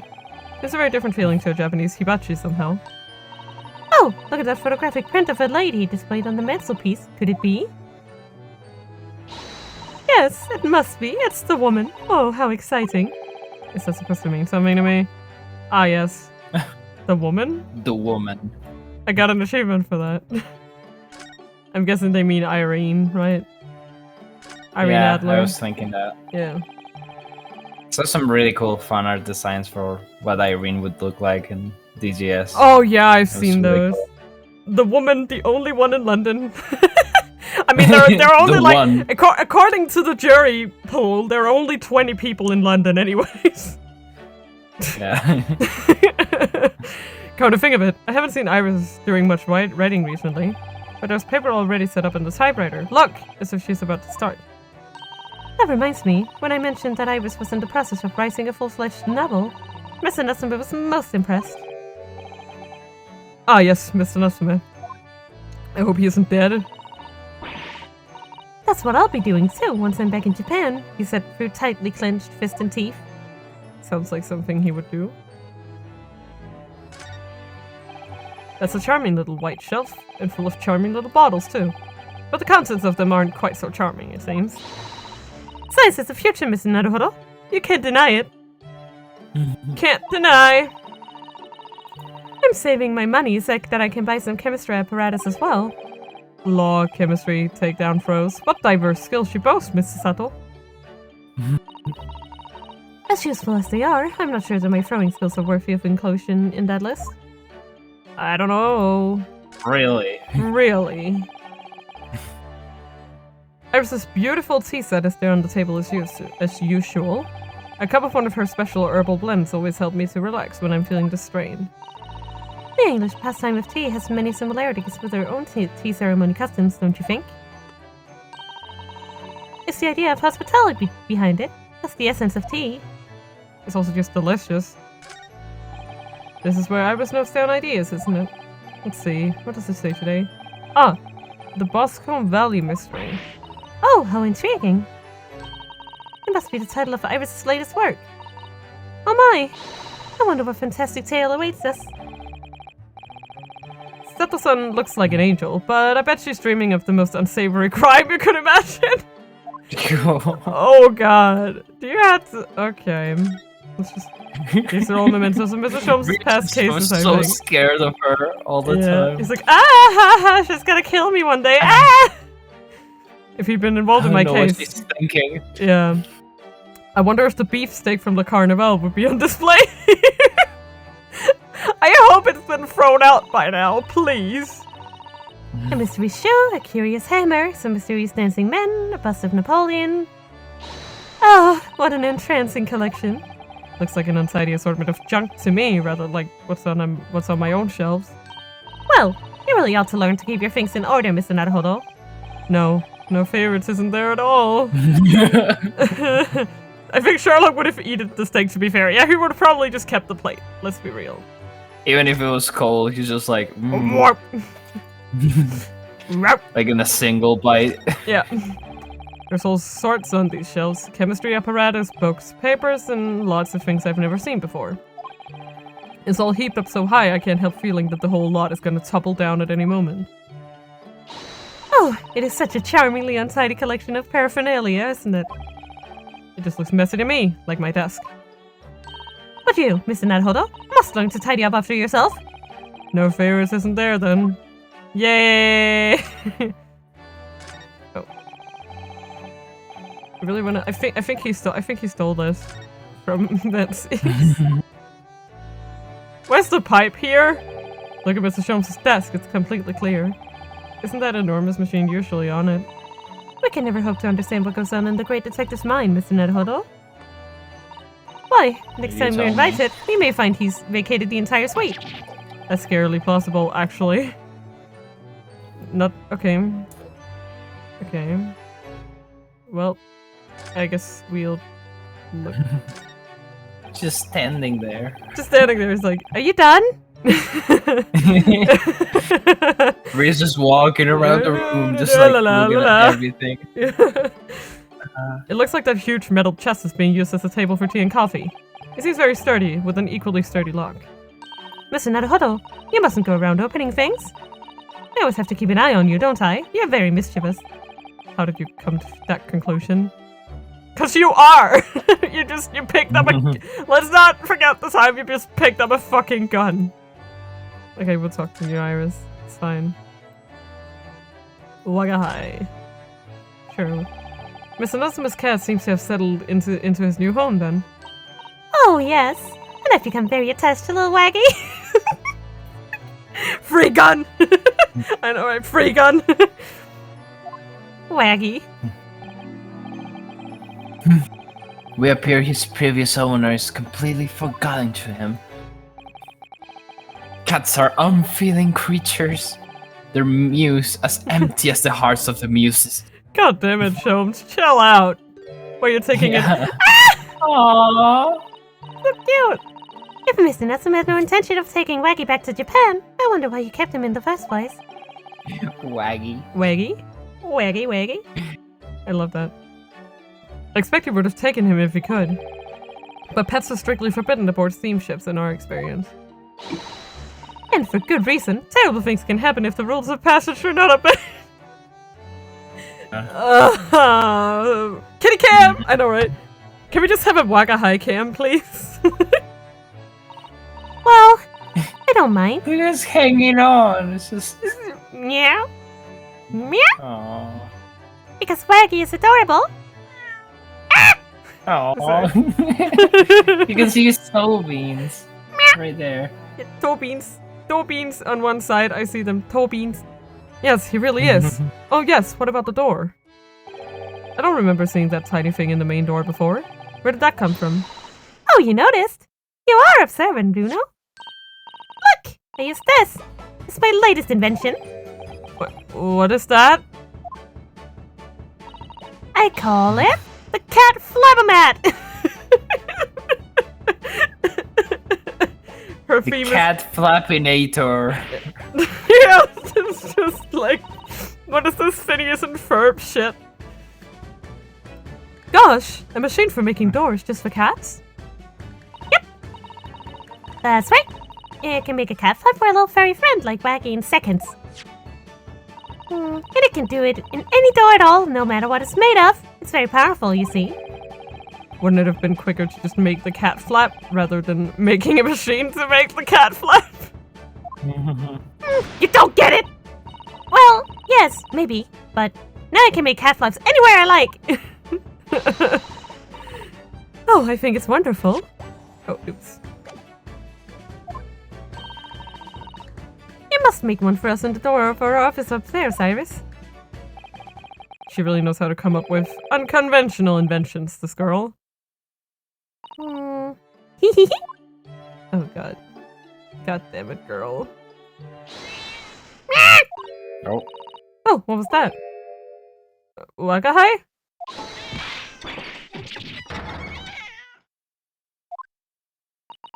Okay. What was that? Oh no! Wakahai's tangled up in your violin! What? I think he thinks it's a toy. No! Uh, What's he doing to it? Oh dear, Rizzo shows his precious violin. why should I care? What?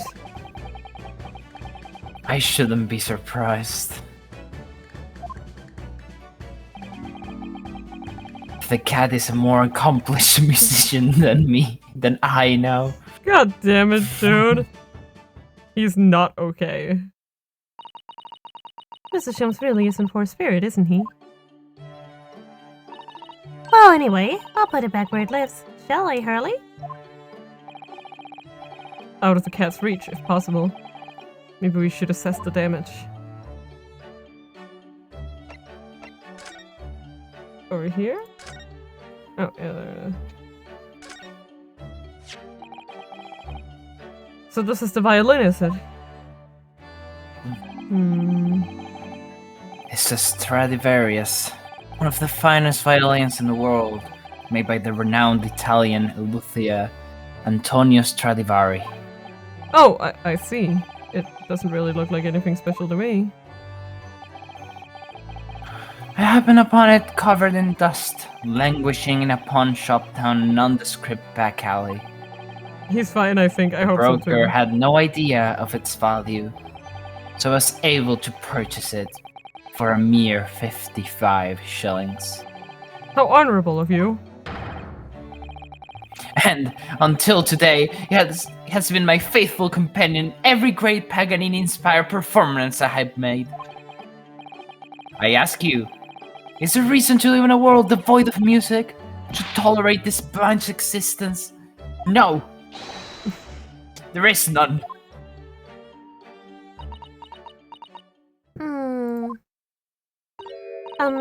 Mr. Shums? What, dear madam, what?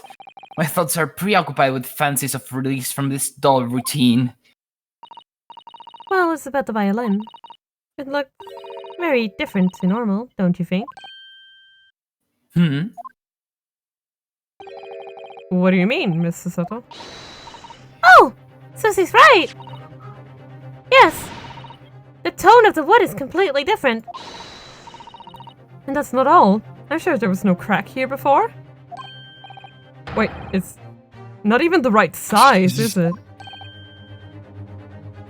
What's this? I mean, yeah, it does look... It does look kind It's of... a viola? I'm terribly sorry to have to tell you this, Mr. Shums, but that instrument isn't a violin at all. Then what? I believe it's an entirely different instrument called a viola. Not even the same fucking instrument, Jones! What? Oh, fucking fell. Jones is like, I never love that claimed to animation. have... Yeah, Sholmes like, I never claimed to have eyes. Yeah. Oh, Mr. Sholmes, are you alright? You're right. You're quite right. It's not even the same instrument! This isn't my faithful Stradivarius. So what, pray, is this piece of stringed flotsam? Not your faithful performing partner, then. Nope. I see what must have happened. You do, Iris.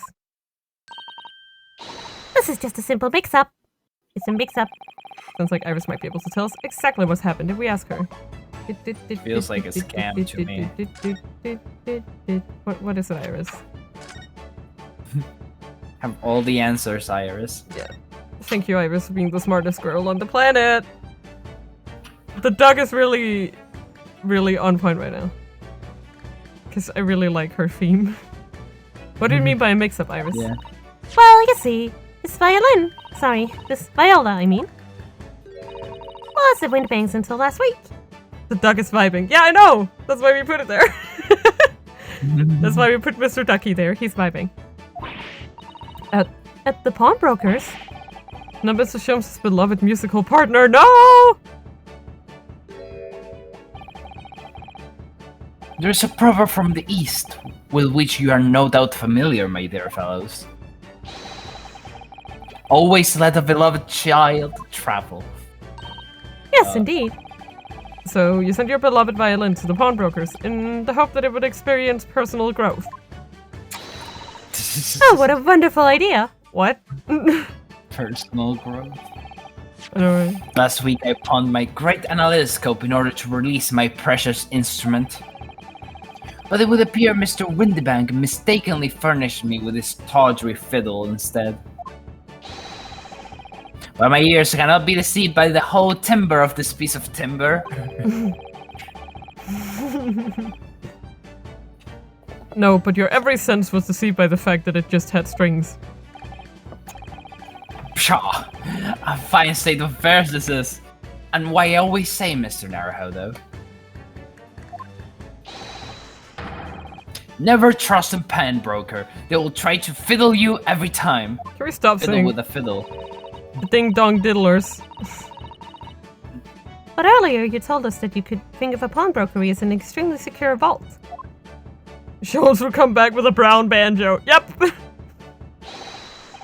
Like a guitar, and it's like, this looks strangely out of place.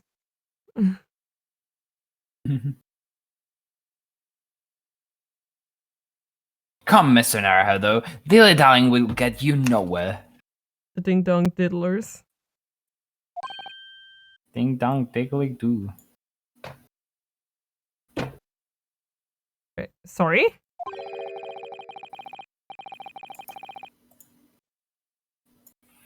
Crunching your toast with a bacon aspect, pressing your coffee so obtusely.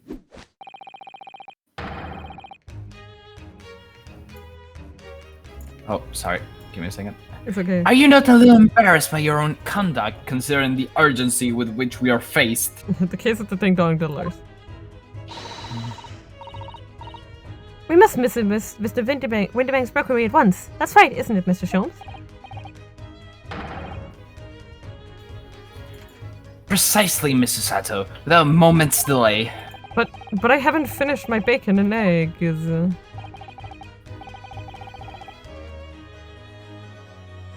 My dear fellow, surely you do not still intend to crunch your bacon with an increasingly vacant aspect, to press your egg ever more obtusely. What are you saying? alright, say no more. Let's go then. Don't worry, Bruno. I'd be happy to heat it up for you again later. Oh, thank you, Iris. As it happens, I am rather curious to see what a British pawnbrokers looks like. Alright, well, I think this is a good place to we're just gonna take a little break to, like, refill our drinks and stuff, and we'll be back in a few minutes. So we'll see you guys soon. Yeah.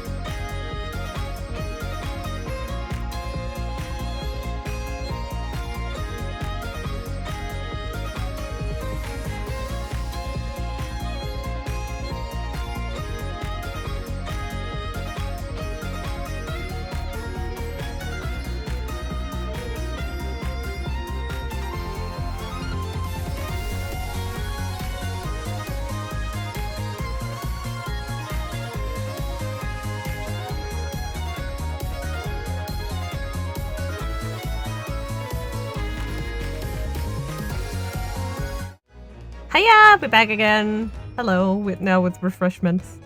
Yeah. Yeah. Woo! We were gonna move to the pawnbrokers, Winniebanks. I feel like there's gonna be a lot of Iris. Does seem that way. So mentally I want to go here first.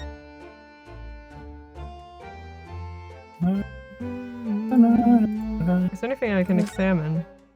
Oh! Baker Street, hello. It's already been 2 months since we started taking lodgings here above Mr. Jones's office. Oh! I still can't quite believe it. Yeah, it really is. It's a nice house. I never expected things would turn out like this. Oh, I know. It's actually be sharing accommodations with the world's greatest detective. If I ever find myself before a court of law now, I'll have not one regret. Also, thank you so much to Distress for following. Thank you. Just the timing was very bad. A few minutes ago. I don't know what you're talking about, but I'd be happy to defend you, of course. Oh, okay. Nothing else? Doesn't look like it. Look at all the different things in the window of the shop. Oh, that's Winterbanks, the pawnbrokery. Looks much smarter than a pawnbroker in Japan, doesn't it? Yes, you're right. I find pawn shops at home rather inapproachable, personally. It reminds me of tearfully parting with my favorite fountain pen. I felt so miserable. What doesn't kill us makes us stronger, Mr. Neruhodo. His beloved fountain pen. Fountain pen. Yeah. Ryu. I love him. Yeah. I love him and his silliness.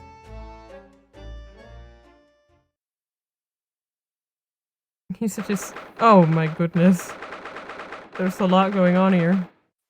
A lot of stuff in here. Well, who's gonna voice you know who? I can do it. Okay. Ergo hasn't been around for a while, so this is a British pawnbrokery. Oh my! There are all sorts of tools and contraptions in here that I've never laid eyes on before.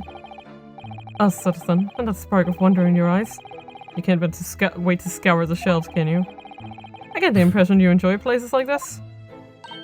Oh yes, I don't know why, but seeing such a lot of things I don't understand is a real thrill for me. There's like boxes and jars My dear and fellows, lamps and let's not forget why we are here. and hats and a horse and cutlery and books and a more box Candelabra, dishes, boxes. hats, There's box. There's a bust up there with a gold medal. person. A It's horse. like a little man. Yeah, it's like a little man. You see him Well- like the bust of the Yeah. torso of a guy with a gold medal. I think the one next to him is the Thinker. No, not the Thinker. Oh, Mr. Jones! Oh no. It is the Thinker. No, run! Oh, it is. It is Wow, the I Thinker. never noticed it. That's a very good reference. Wow, I never saw it before. Me neither. I just Also, there's a trumpet tied from the ceiling, wait, where? like right next to the door. Oh, there it is. What is it? It's like just hanging out. Yeah. Did you read this one?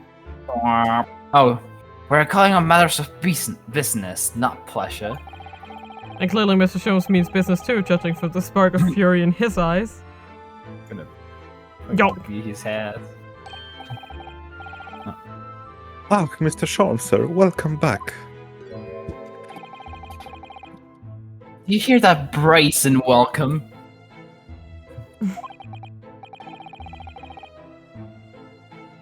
Well, yes, we are potential customers after all. Today, my Miku figure was sent.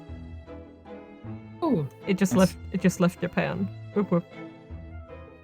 Sorry. that's cool. Just got an announcement for it now on my phone.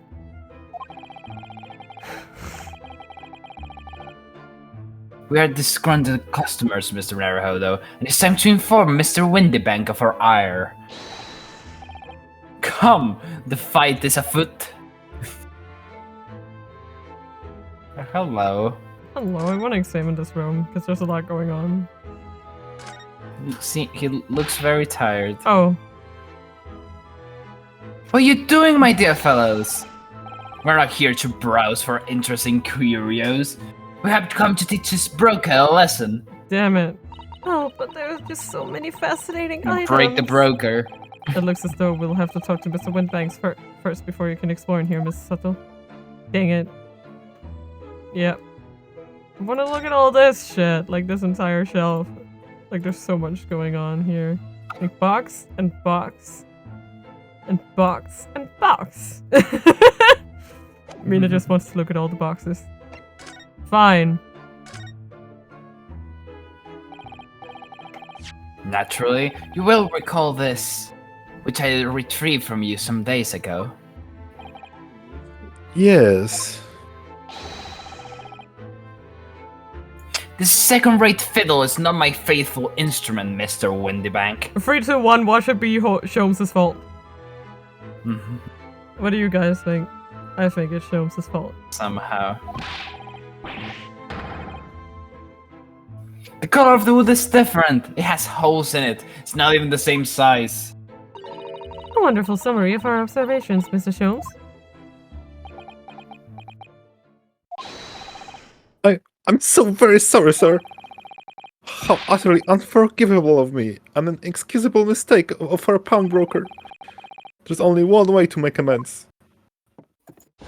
Wait. No! No!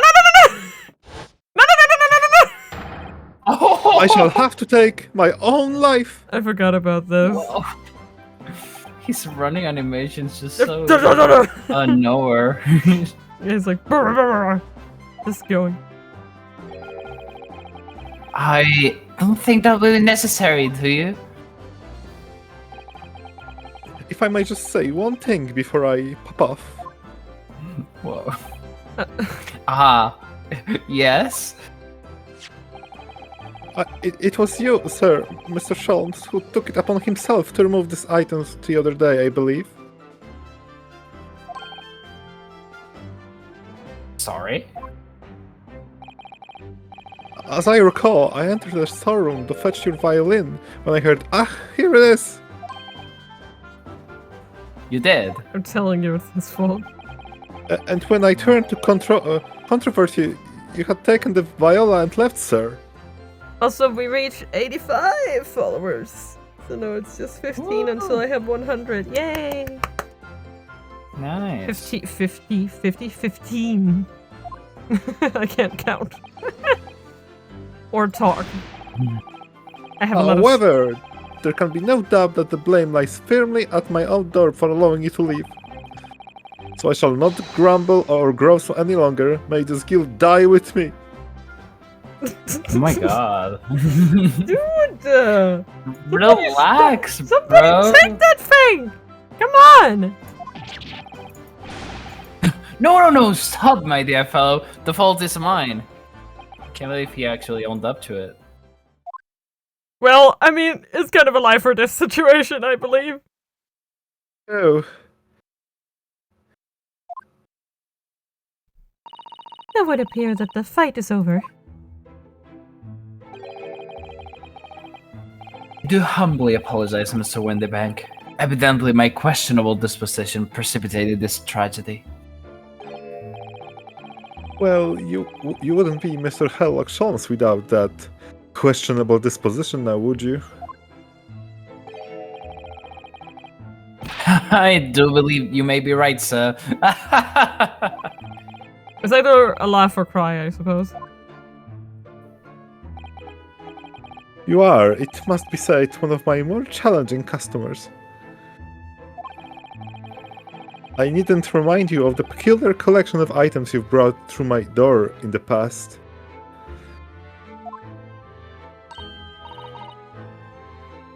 Oh, peculiar items? In the extreme, ma'am, for example, the unpublished manuscript of Epinamus' work, the novels of Sherlock Holmes. Oh my! A new, full-fledged model. novel. And unpublished? A story I have yet to read, you mean? Ah! Oh. Forgive me! Wait, before you die, you must tell me more! Susato. Seriously! Have you no shame?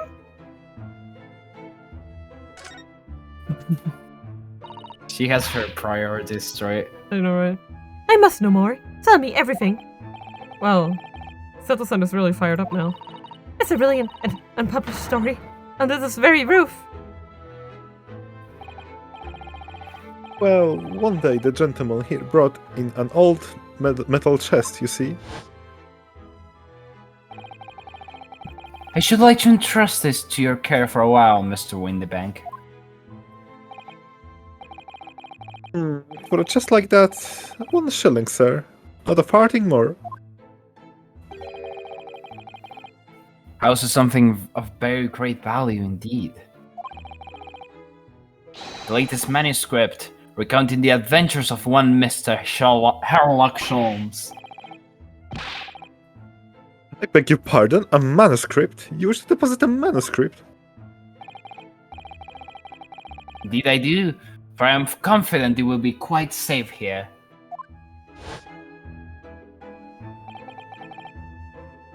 And that was that.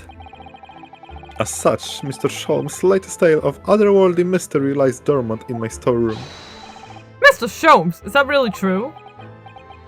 Those are the weird brushes on the wall.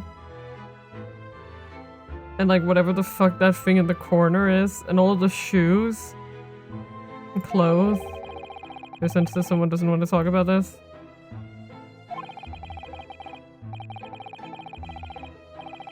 I continue to pay your fee, do I not? Then kindly continue to store my belongings. Securely. Of course, sir, of course. They're safe and sound with me, I assure you. On my life! This is all very strange. Please don't die, sir. Can you stop? Please. Thank you. I wonder, could I ask you something? Ah, a gentleman from the east, I see. Yes, that sable suit. I suppose I could offer you a 6pence for it. Without wishing to offend, the tone is someone dull. Sorry? Aha! But for your splendid attire, ma'am, 5 guineas, no less. The colors are exquisite, the design exotic. Eastern artistry at its finest, may I say? Oh my, 5 guineas, you say? How interesting. Why do I feel as though I suffered some sort of defeat here? He's like, I have more style than you. So smart. She's such a baby. She's so sweet. She's such a kid. I love her. Actually, I was hoping to ask you about your business. I've heard it said that pawnbrokeries are used rather like banks here in London. Yes, sir, indeed. Many of my customers utilize the establishment as you describe. I appraise their items and offer them a proportionate loan on 2 months of secure stowage. If in that time they repay the original sum to me plus the aggregate interest, their items are happily returned. But what happens if they don't pay you the money? Then the items are offered for sale in my shop, as you can see on the shelves behind me. So you never sell items before the 2 months has passed, then? That's right, ma'am, that's right. Which means some considerable responsibility rests on my shoulders. Should a customer's precious belongings be lost, the only recompense is for me to end it all. I think you're kind of jumping to conclusions there. The very idea, Mr. Windybank, is an absurdity. One should never talk of one's demise so casually. Says the man who was telling us all it was a good day to die only this morning. You hypocrite.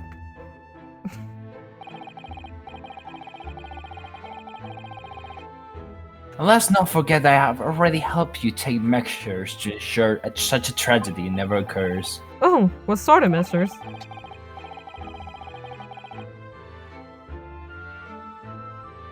I engineer a simple device which Mr. Windybank has installed here in his shop.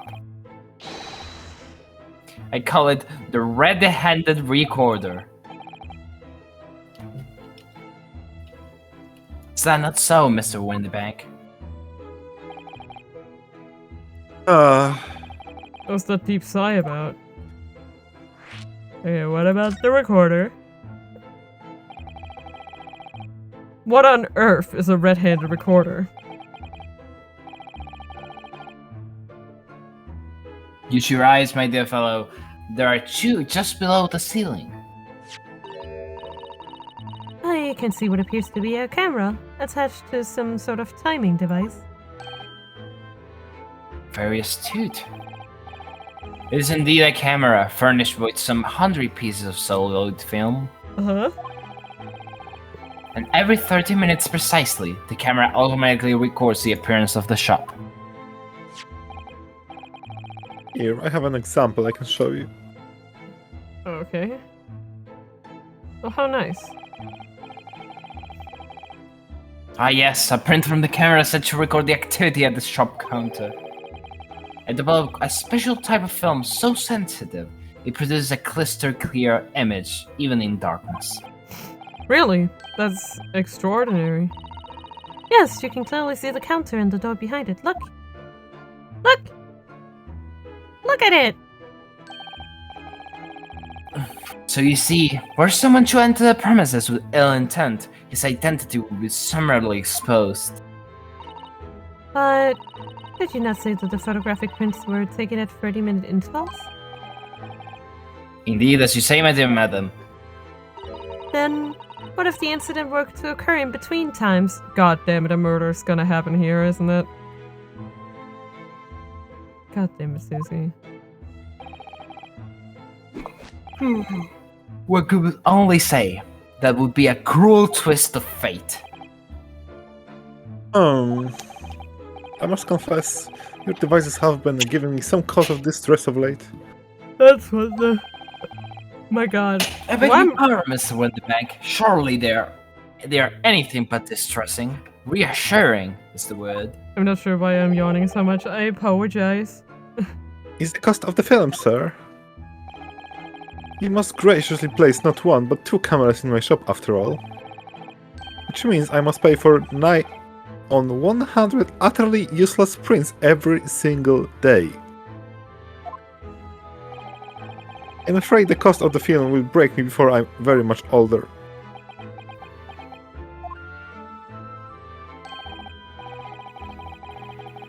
Nevertheless, a small price to pay to ensure the safety of my preferred pawnbroker, you know? Then you pay it. My dear fellows, we verge on an age where safety and security come at a price. Uh-huh. Oh heavens, help us!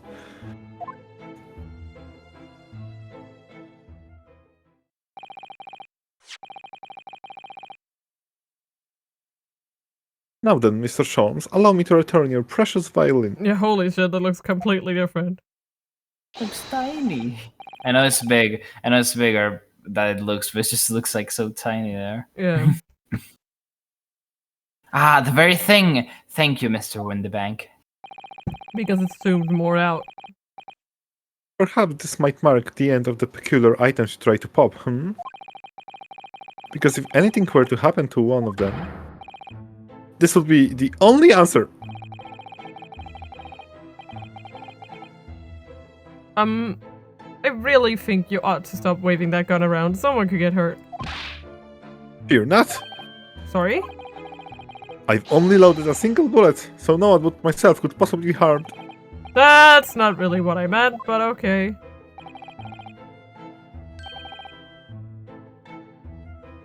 Good day to you then, Mr. Windybank.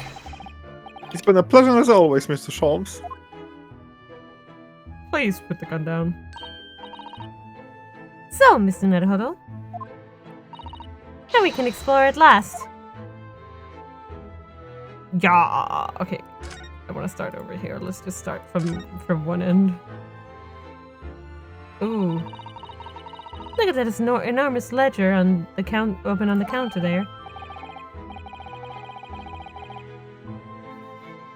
Sneak. Mr. Windybank is, if nothing else, very particular about recording the items he accepts. He'd have to be. Otherwise he'd get himself into all sorts of trouble. Which might explain the thing that catches my eye far more than the ledger. This revolver here. It's always the guns with you. Do not entertain even a single thought of pilfering an article herein, my dear fellow. Hmm? I assure you, Mr. Windybag would not hesitate to draw that weapon with a speed bellying his portly size. Oh, you don't mean he... Be lying. Blow his brains out, indeed, in recompense for his blunder. Oh my god. But in any case, of course we would never do such a thing. How could you even suggest it? Okay, what else can I look at? The clock? The clock? This clock? Oh. Look at this! Look at this lovely big shiny box, Bee. That, my dear madam, is a music box. Surely you have such things in your own country. Oh my! Yes, but I've certainly never seen one so large before. Shall we listen a while? Oh, how lovely. Ah, what a sublime sound. It's like the music of angels. I've never heard anything like it before in my life.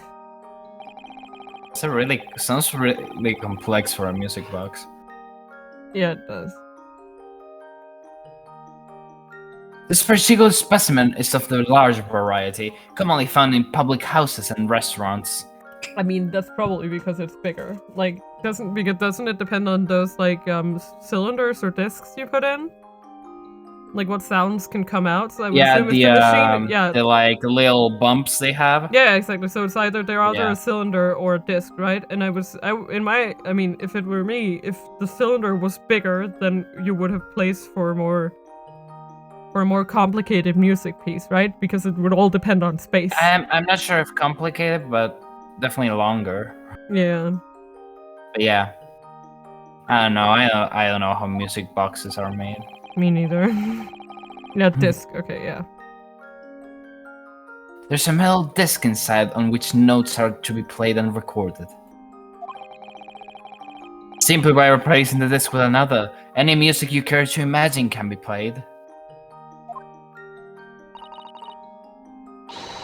My goodness, what a simply delightful machine. Indeed. Though the popularity has waned recently with the development of the gramophone, of course. Ah, science and technology advance at such an overwhelming pace. Can I look at anything on this? Oh. Doesn't seem. Nope. What an assortment of things there are on these shelves here. Crockery, footwear, clocks, and watches. Almost anything you care to imagine. Those are forfeited items, offered for sale by the pawnbroker. What does that really mean, though? When you pawn, or colloquially pop, an item, the broker loans you money against its worth. He stores the item for an agreed period of time, after which the loan must be repaid. If not, he is free to display it in his shop for sale at a price of his choosing. Oh, yes. Now you've explained it, I'm noticing little price tags on everything. Of course, simply by paying the agreed interest on the loan, one can extend the period of safekeeping. So you may pawn that black garb of yours without fear, my dear fellow. Not sure about that.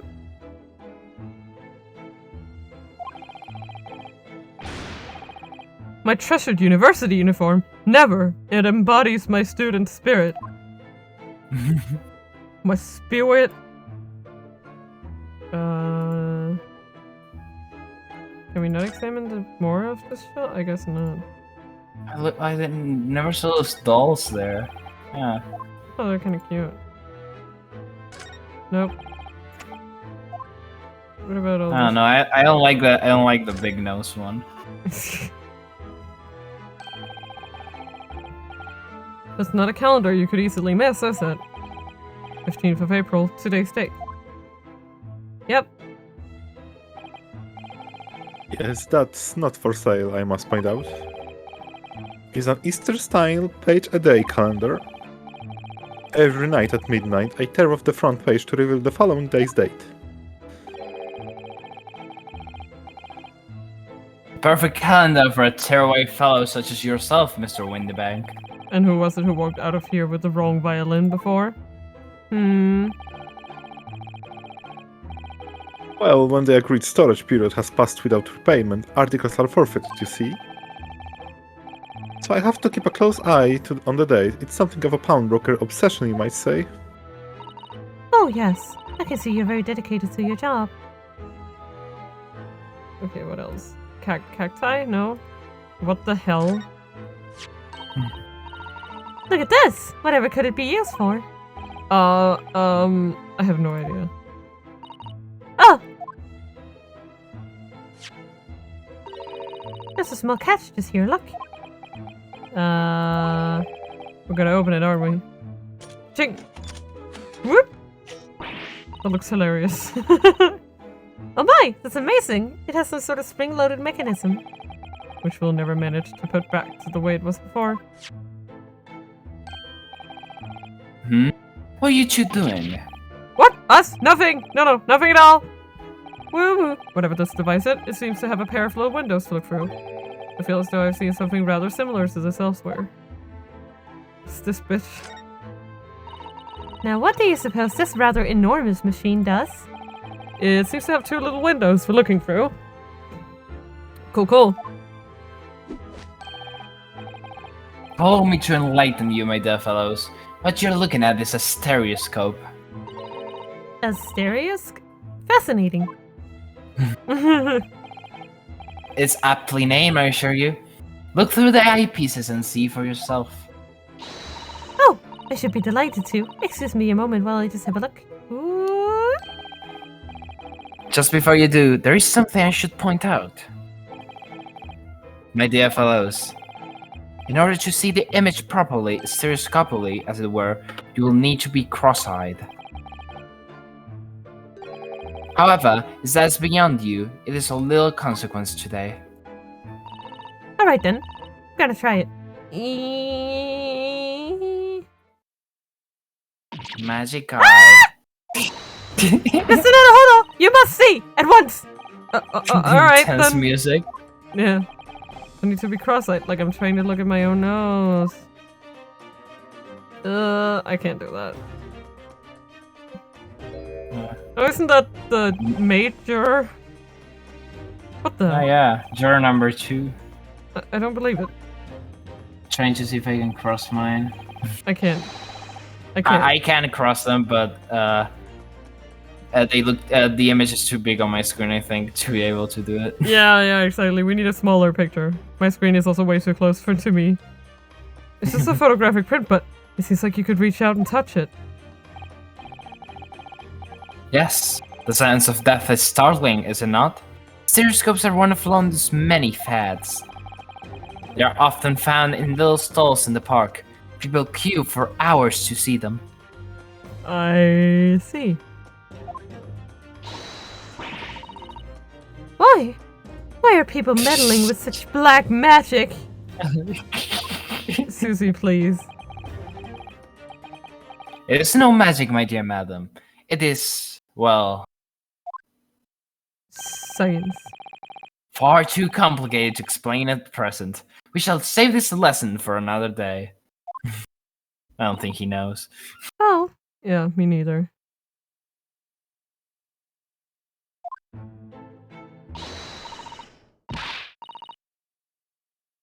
Oh, this is me, right? Probably. What? Only 2p for it? That ain't fair, you know it. The article is barely worth a penny, miss. I cannot offer more.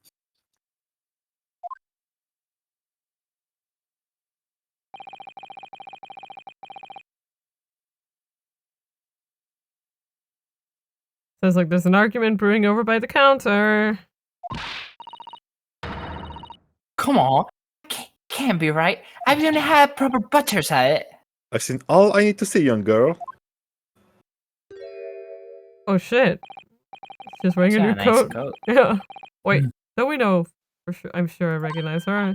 Oh, yes, it's the young lady from Mr. McGilda's trial 2 months ago. Gina. Her name is Gina Lestrade, my lord. She's a chancer, earns her trust among large crowds, relieving people of their purses. Commonly called a pickpocket.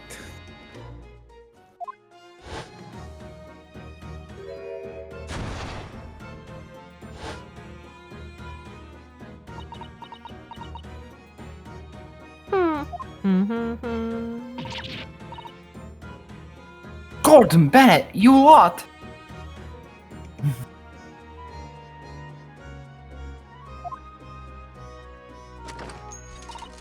Hello, Mrs. Strahd. We hope you've been well. Eh? What? You remember me? You remember me then, do ya? Well, I remember being completely surrounded by smoke, that's for sure. So, what are you doing in there? Down and out, like the rest of us. Nothing to eat. Come to pop that black weasel, coat, have ya? What is it about this black uniform that makes everyone comment on it? I have to wear this, god damn it.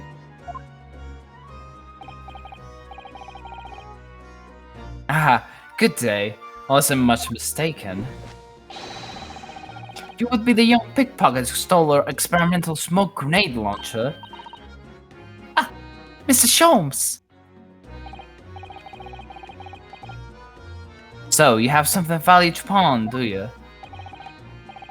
Let me just see the article and I shall negotiate with Mr. Windybank on your behalf. Pull the other one. I need no help from some stuck-up D. Get out of my business. Go on, I'll make trouble for ya. As you wish, Miss Lestrade. I will happily remove myself from your presence. He's really done it. He's gone. He yeeted.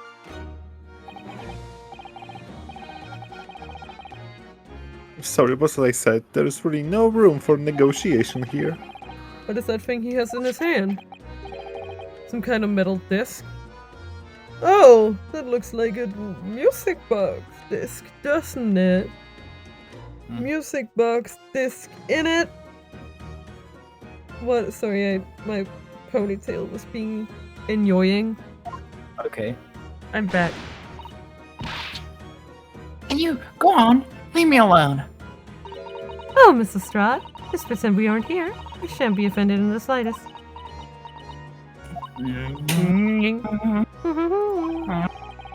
Sato-san can really stand her ground when she wants to. Whatever.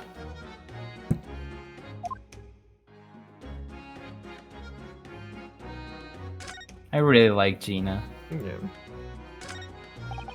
Look at Mr. Winterbank watching diligently over his shop. There's still so many things I'm curious about. I don't believe this. It's time for pressing, Mr. Naruto. You should probably see whether that argument's been resolved yet, I suppose. I just want to look at shit. I'm sorry, but I'm gonna be right back. Alright, see you in a few moments.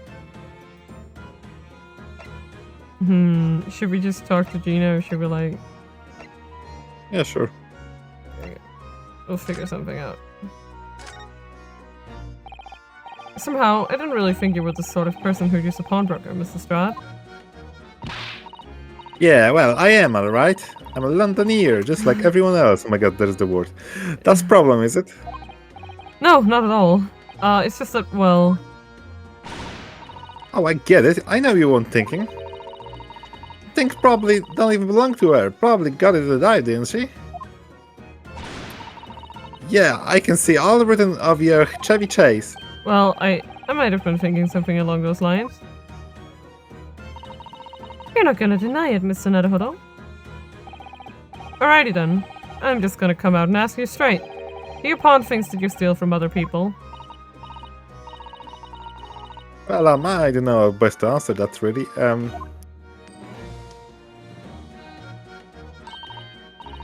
Oh, sometimes. Maybe. You're not gonna deny it either, Mr. Strahd? But not this time, alright? I swear, that thing belongs to me.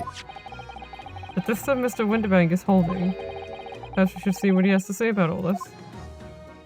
Alright. We need to talk to him, I think. Yeet!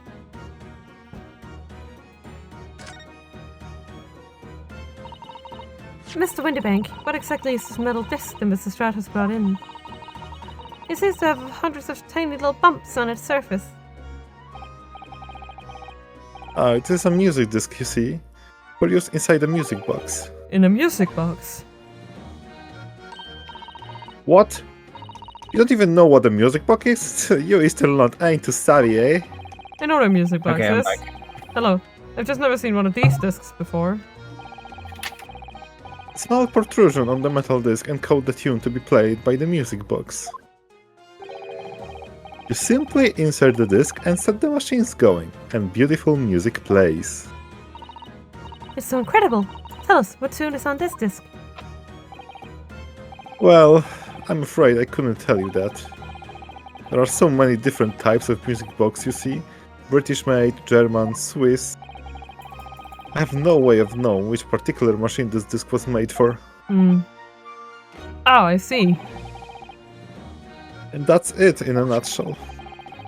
I wouldn't have any customers for an item like this, even if the young lady forfeited it. Really, I'm already offering more than I should as a penny. As a bucket wise, he told me he said it was, well,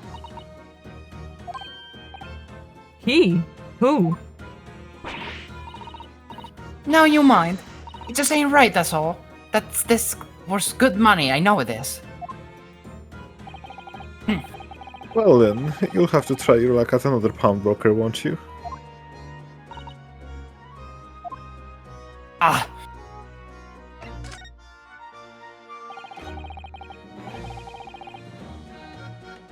He's been in before, of course. This little Tather Demylon. I see. And brought some dubious article or other with her every single time, may I add. dubious? What are you trying to say? I'm an honest customer, me. So, is there something dubious about the discs she brought in today? I mean, it just looks like a disc, but okay. Well, if only it were that simple. Sorry? What do you mean? What she actually brought in was a storage ticket. Oh, a storage ticket. So, Mrs. Strahd has actually come to redeem an article from you today. Is that right? Yeah, that's right. A girl like me has a lot of stuff what needs storing. Alright, yes, that's definitely dubious. The article in question would have been forfeited at midnight tonight. But as she gave me a ticket for it and repaid both the loan and the interest, I was obliged to return the article to her. Hmm.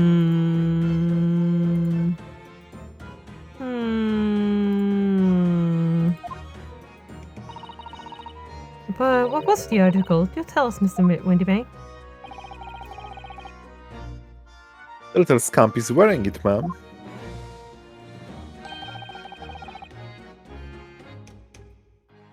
It's the overcoat that she redeemed. Oh!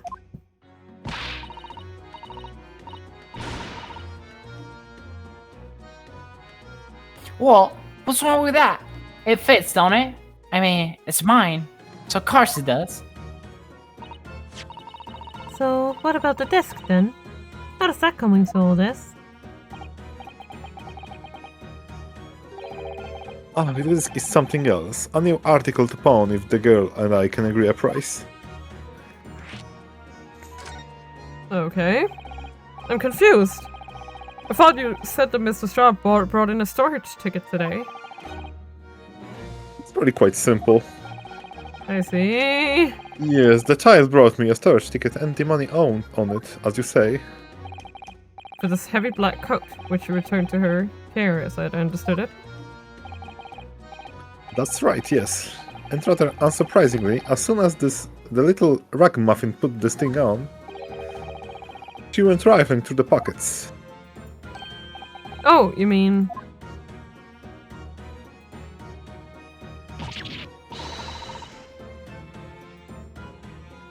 What? You don't think it's rude to stare at a lady? Oh, I see. So it came from the pocket of the overcoat, did it? If you mean the disc, then yes, exactly, ma'am.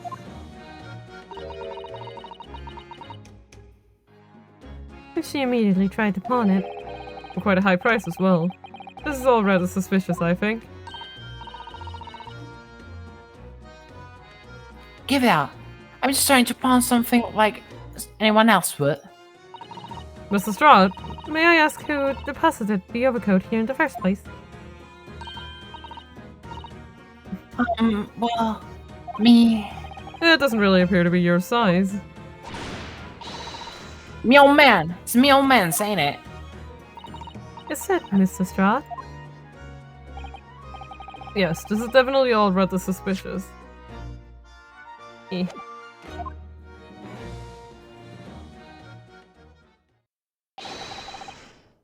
Okay, who's Out of my way, please. you're just gonna be him too? Who's this picture postcard English gentleman? Ah yes, he's here. Typical. I feel like Snee should probably take him at this point. I mean, No, actually not. Like, if Yeah. you think about the trial stuff, I don't think it would Yeah, be possible. let's chill. Like, Should who's taking it then? because like I was thinking like if the trial happens, Yeah, you it's know chill. who's on that. yeah. Chill. Okay, let's go. Good day to you, ladies, gentlemen. I'm excited to see what his name is. Please just keep it the way it was. Sneak! What's your problem, man? There is no problem as long as you remove yourself. I have a matter to discuss with the proprietor.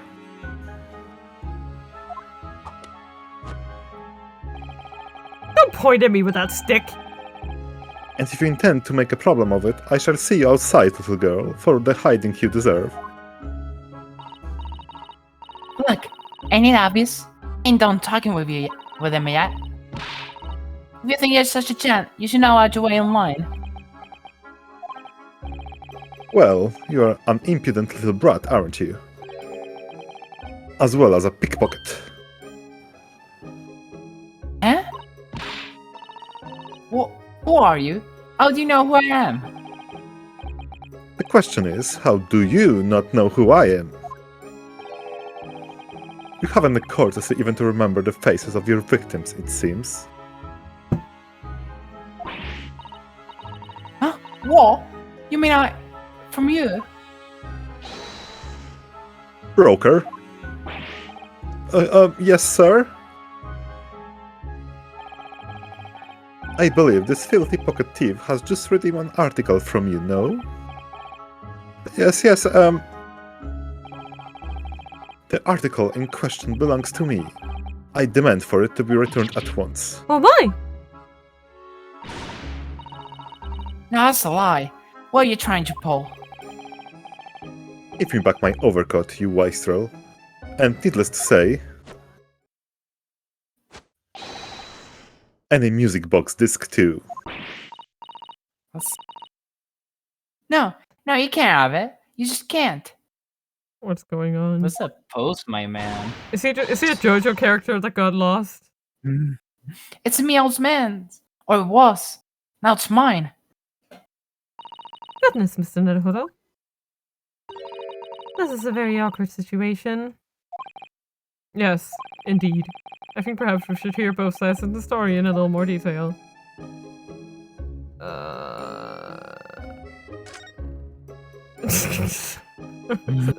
I can't Look stand at him. I can't stand him. Should we talk to Gina first? Since she's already here. Mr. Stroud, that's what the gentleman is saying. What you think? So ice, ain't it? Obviously.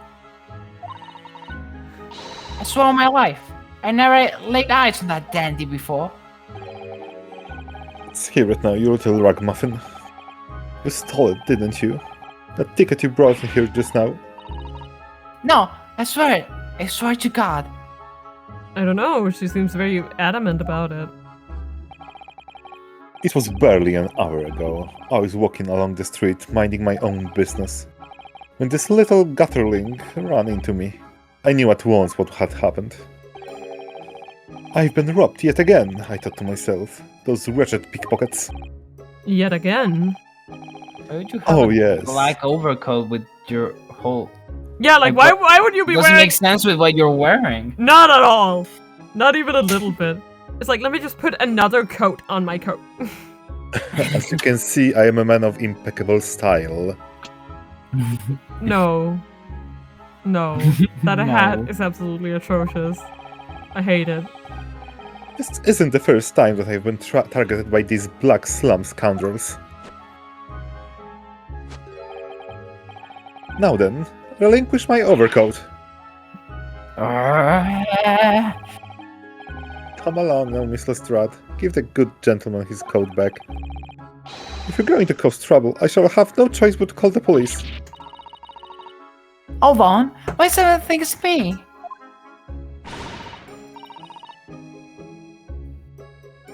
Just look at his dandy coat, and you think I'm the dodgy one? He really looks dodgy, I'm sorry. He's like, I'm gonna wear white so people will know I'm innocent and pure. Like, that's the vibe he gives me. I'm sorry. I can't. I'm sorry, but no one's going to believe you. Yeah, well, I trust her. I don't fucking care.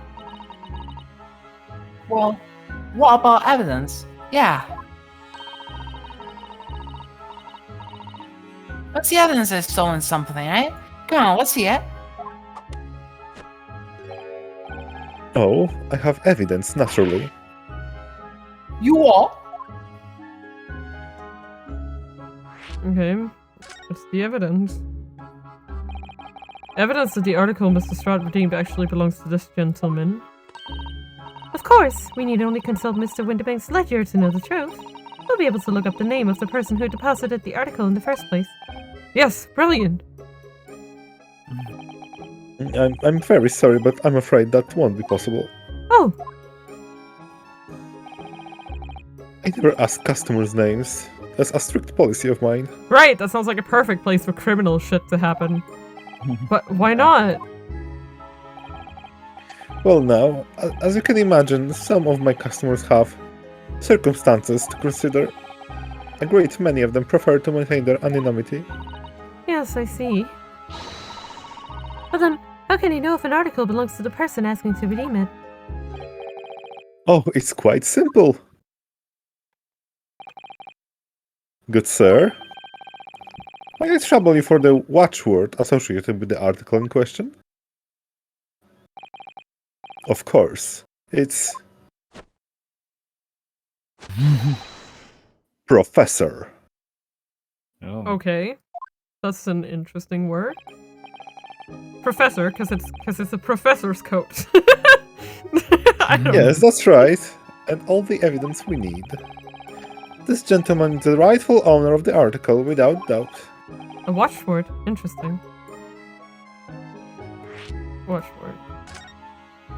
I'm assuming it's sort of like a password, essentially. So about these watchwords, Mr. Yeah. Winterbank. Safety, As I just the question. explained,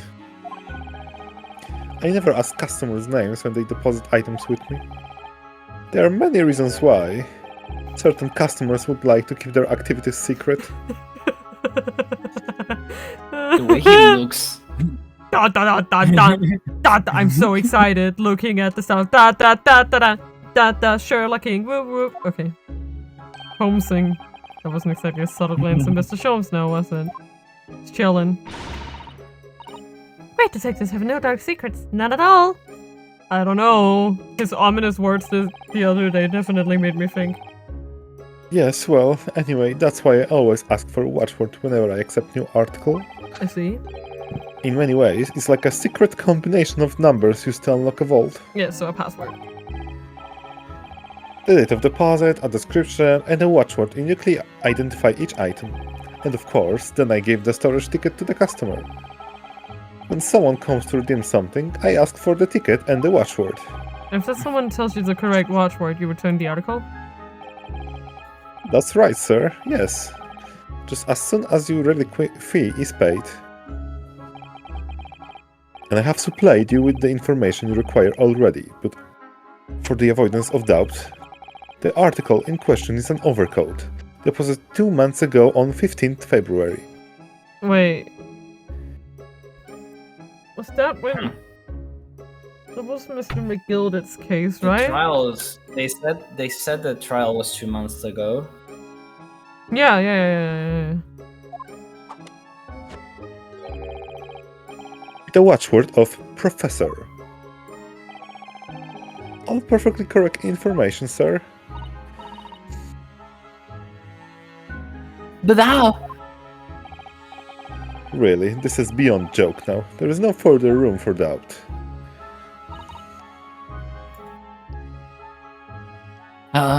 Like, I feel like if it was Gina at this point, she would just, like, admit it. So, like, is there some reason that... Oh, well. Shall we... Do we talk to Mr. Man, or... Mr. White. Excuse me, but who are you? Please tell me they didn't change his... One would expect the inquirer to introduce himself first. Though clearly you are not British, so perhaps our way are foreign to you. Oh, sorry. Yes, we're from the Empire of Japan. We're studying here. Oh yes, Japan. I've heard talk of the place. He's just a JoJo character. Its inhabitants live on some fiery brown-colored soup, dressed up with exotic spices. What? You might be thinking of somewhere else. What was that theatrical gesticulation about? I'm telling you! The drama right. kid. He's the theater kid! Yeah. Oh my god. He's the theater kid in the class. He's like, will you stop? And like he's like quoting Macbeth to himself in class and shit. Perhaps. Anyway, if you are a gentleman, sir, you offer your own name first before inquiring after the name of another. Of course, yes. I'm Yunosuke Naruhodo. I'm a lawyer. Well, a student of law, really. My name is Sasato Mikotoba. I am Mr. Naruhodo's assistant. I see. Just... My name is Benedict. Yes. Eggert Benedict. Ah, they kept it! In Japanese, it was literally just Egg Benedict. Well, this is a bit less. This is the... This is... Slightly. I don't know if it makes it better or worse. Yeah, because it sounds even. It sounds equally as fake, that's for sure. Yeah. It's like, okay, he's just like, okay, you have 5 seconds to make up a fake name. He's like, he thinks about his breakfast. Eggert Benedict. His yeah. Thinks about his breakfast. He's so refined in how he holds himself and how he speaks, but that name is suspicious. Indeed. Now, to the matter at hand. Eggert Benedict, it sounds way worse. It sounds way worse. It's really funny. Eggert, I barely know her. My overcoat. Return it at once to someone with the style to carry it off. He sure looks cool in it.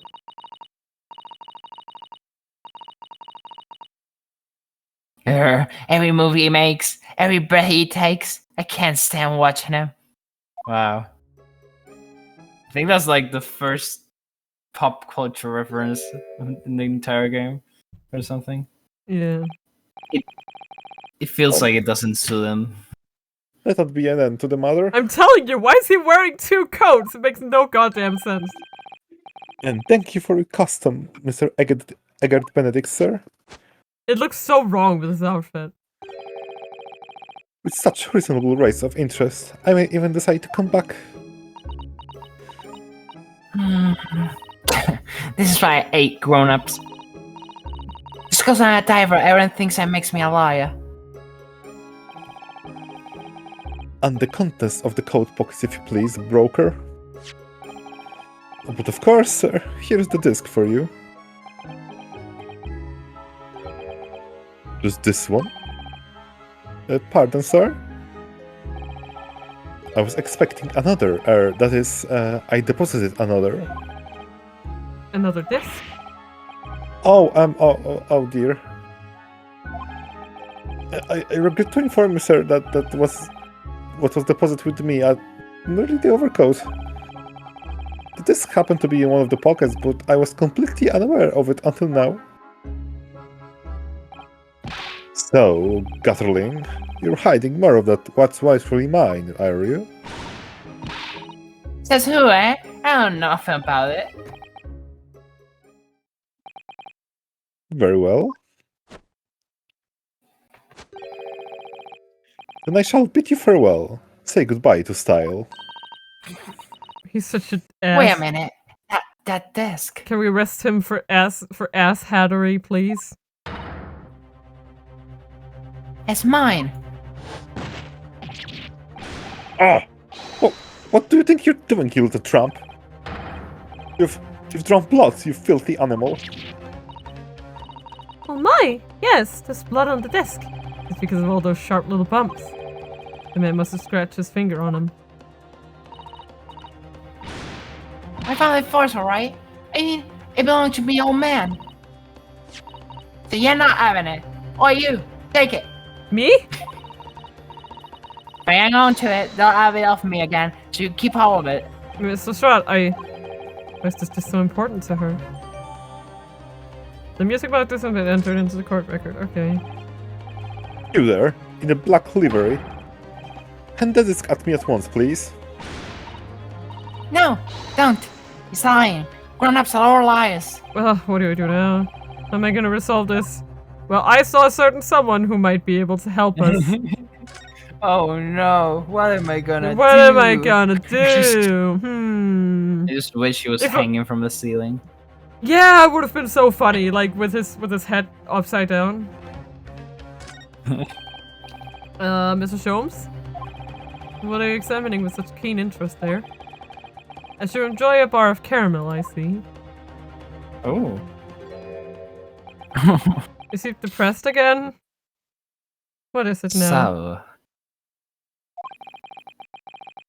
you found me at last, Mr. Naruhodo. Yes. So ominous. After that young pickpocket sent me on my way, I was forced to lurk in the shadows. Cruelly ostracized, as the rest of you partook in the jovial atmosphere of fellowship. I had nothing to occupy my mind, but was too ashamed to let society see what my downfall had done to me. So feigning mock interest, I pretended to examine the tedious trinkets in this desolate place. Sholmes caramel. Whilst, as you shrewdly observed, gnawing on the only friend I have left, the 7% solution of caramel. What does it say? Sholmes caramel? Yes, that's Sholmes caramel. Pray, do you claim to understand the depth of my despair, Mr. Naruhodo? But how could you? I was so lonely, so desperately lonely. Then why on earth didn't you rejoin the conversation? Things have gone from bad to worse here, you know. Yes, I overheard much of your conversation. Or rather, my craving for human contact, my ears devoured every word that was uttered. You really were sad, weren't you? Poor Mr. Sholmes. I feel simply awful for you. It would seem that my inferences are correct. Oh, surely you're not about to tell us that you've solved the entire case once again? My dear madam, sometimes I wonder, were my genius for deduction to be commoditized?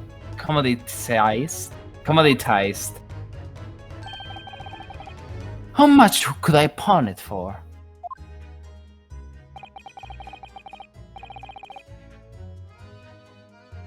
It seems Mr. Sholmes has added another of his flashes of inspiration.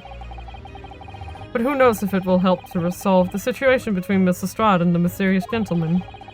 What's the right thing to do here? Go! Oh. Duh, I only have one speed and it's go. Well, Mrs. Lestrade, it would appear you find yourself in something of a predicament. I think we should have enough time. Where the blue place have you been, eh?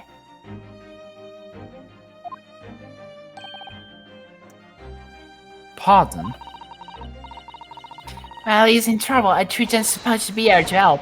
Straight away, not an hour later. Harsh, but true. Who, pray tell, are you? Someone with a less fake name than yours. Mr. Eckert Benedict. If that's your real name. You have, in my eyes, a veritable encyclopedic array of curiosities about your person. Nevertheless, there are two immovable conclusions I have drawn. I beg your pardon? The first is this. The true reason for your visit to this pawnbrokery today is something you have not yet revealed. And the second is this. A considerable crime is in contemplation. One you will orchestrate with intent to steal a vast sum of money. Well, Mr. Benedict, what say you to my deductions? Or no, is he about to make the, you know, that one story? The person who dug underneath the house? Oh, He's turned as white as a hard-boiled egg. Ha! Sorry. Ha! Egg! Ha! It seems that once again, Mr. Sholmes has made a flawless deduction. I'm telling you. who do you think you are, sir?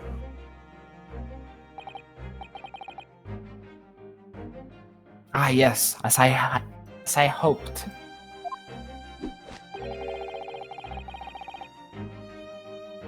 That is precisely the pained expression I was looking for. I revel in your misery. Sholmes, probably.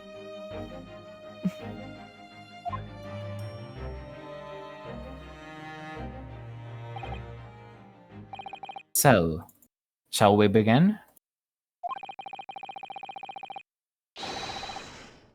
Time has come for yet another Herlock Sholmes logic and reasoning spectacular.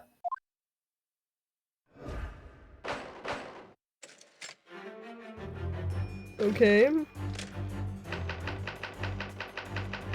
Mystery Man's aim.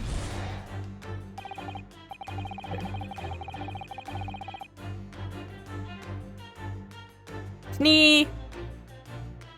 Yeah. First of all, we must ask ourselves on what business did you venture to this pawnbrokery today. It's just that I got a call. A packet, something I order is close by, so I'm gonna in a bit, but not yet. Mm. You claim to have followed this pickpocket here, having had the redemption tickets stolen from you on the street. But that is most certainly a lie. The real truth is something quite different. As revealed by that which you hold in your hand. Yes, what brought you to this shop in the first place is the staff recruitment flyer. The piece of paper in your hand is a staff wanted advertisement from this very shop. Yet even the most unobservant would soon realize that a man of your appearance has no needs for such employ. In other words, there's some ulterior motive for your actions.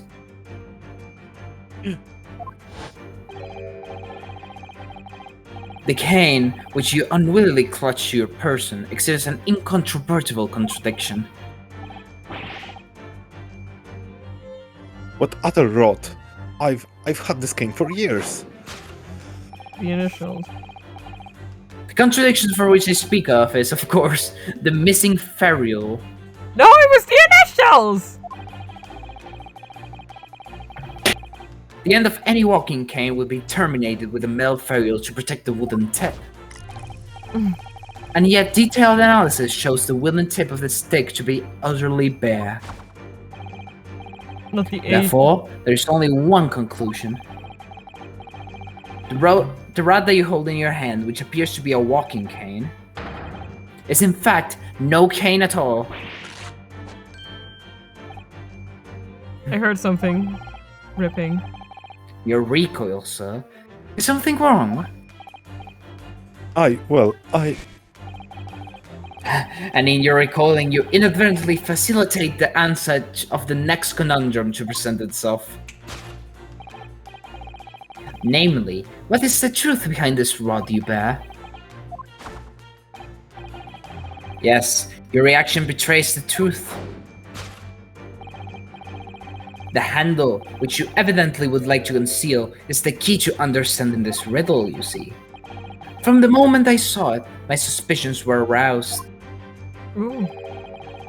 What a walking cane demands such a stout handle, mused I. It's a gun. It's a cane gun. Of course. As I said, this is no walking cane. No, that rod is a shovel. It's the broken handle of a shovel. No. Are you insane? And now, having determined this undeniable truth, the conclusion is clear. It Your motive for coming here It's gonna dig a tunnel to the bank next. was to take employment at this establishment in order to excavate the ground beneath the premises. Excavate! What calculated crime you have conceived, sir? A wicked, calculated plan. Crime. Fuck. Fuck. It's okay, Sony. Hang in there. I hope it's as cool as my Minecraft excavator. His great crime, man. Now, Mr. Benedict, let us continue. For we must expose the details of this elaborate crime you have in the planning.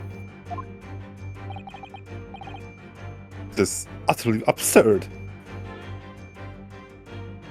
Is it now?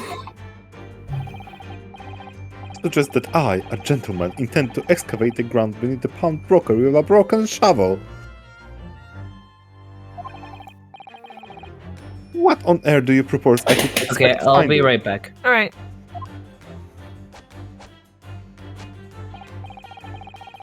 Some long-forgotten treasure, I suppose. Save for such fanciful theory, what possible reason could I have to do as you say? Oh, but there is an ample reason. As you are only too aware, Mr. Benedict. Ah, and your fertile glance is more than telling than I could have hoped. What? Let us consider what would motivate a man to infiltrate a shop such as this and covertly dig beneath this floor. The answer is revealed by the council note on the counter to which your eyes were inadvertently drawn. This letter gives notice of public work to be carried out in the local area. And according to the enclosed plan of the upcoming sewerage works, beneath this shop runs a sewer that adjoins another, one that runs under the bank on the opposing side of the road. This madness has entered the sewers now, has it? By excavating the ground beneath the street, you would gain access to the waterway. That flows in very close proximity to the Great Vault of the financial institution opposite. What are you? In summary, sir, you devise a master plan to pull off an elaborate bank robbery by dint of the underground tunnels. Master plan? What is he, a ballerina? Which brings us to the last final chapter of this lurid scheme. With what plunder did the thief hope to make off from the underground vault of the bank? Are you quite serious? Having consulted with Scotland Yard some days ago, I happen to know the answer. But naturally, the answer is no secret to you, is it, Mr. Benedict? I have no idea what you're talking about. Allow me to present a rather interesting piece of evidence. You see, this picture postcard tells us what we need to know. A postcard of the Great Exhibition? I'm afraid you've quite lost me. Currently, in the final stages of preparation, the Great Exhibition will soon be underway. And the government has provided extra funds to complete its centerpiece, the Crystal Tower. Sorry.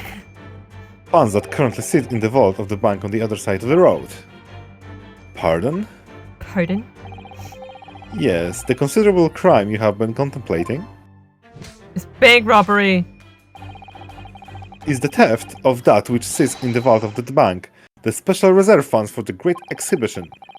Of course, that is top secret police information, so keep it under your hat, please.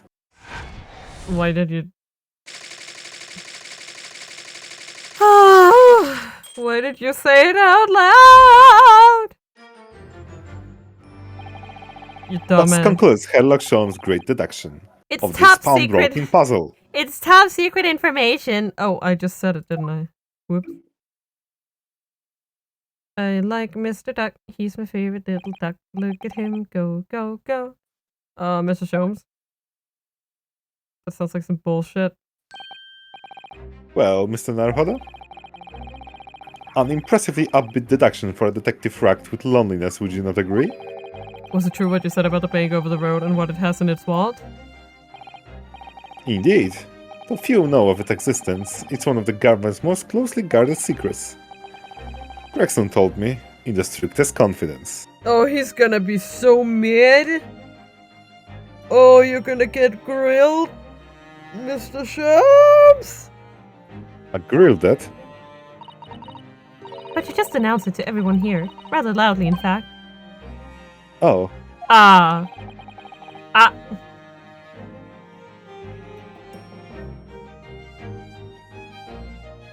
And if it's such a big secret, how would Mr. Benedict have come to find out about it? Found out about it. can be but one explanation for that. Clearly, it is because the man is a criminal. I think he's right about that part. But what if he didn't know anything about the money in the vault? If he's the criminal, as you said. And buying a brand new shovel is sure to be the first thing he does now that you've revealed the secret. Oh, Or if he doesn't, maybe Mr. Winterbank will. He already has plenty of shovels here after all. all my life, I assure you, I would not be so unscrupulous. Well, hopefully this has taught you a valuable lesson. Sensitive information must be handled with the utmost of care. I think you're the one who needs to learn that, Mr. Sholmes. Ah, One can never be sure that somehow private or secrets won't disclose them. And once the word is out, it's out. perhaps I'll think twice before confiding in you next time, Mr. Sholmes. An excellent idea, Mr. Naruhodo. An excellent idea. Well then, Mr. Naruhodo, you know what to do, I'm sure. Yes, let's listen to that great deduction again and see if we can massage it into shape. Yeah. Very well then, let us start once more from the beginning. Of Sherlock Holmes' magnificence, logic and reasoning spectacular. Done. Hold it!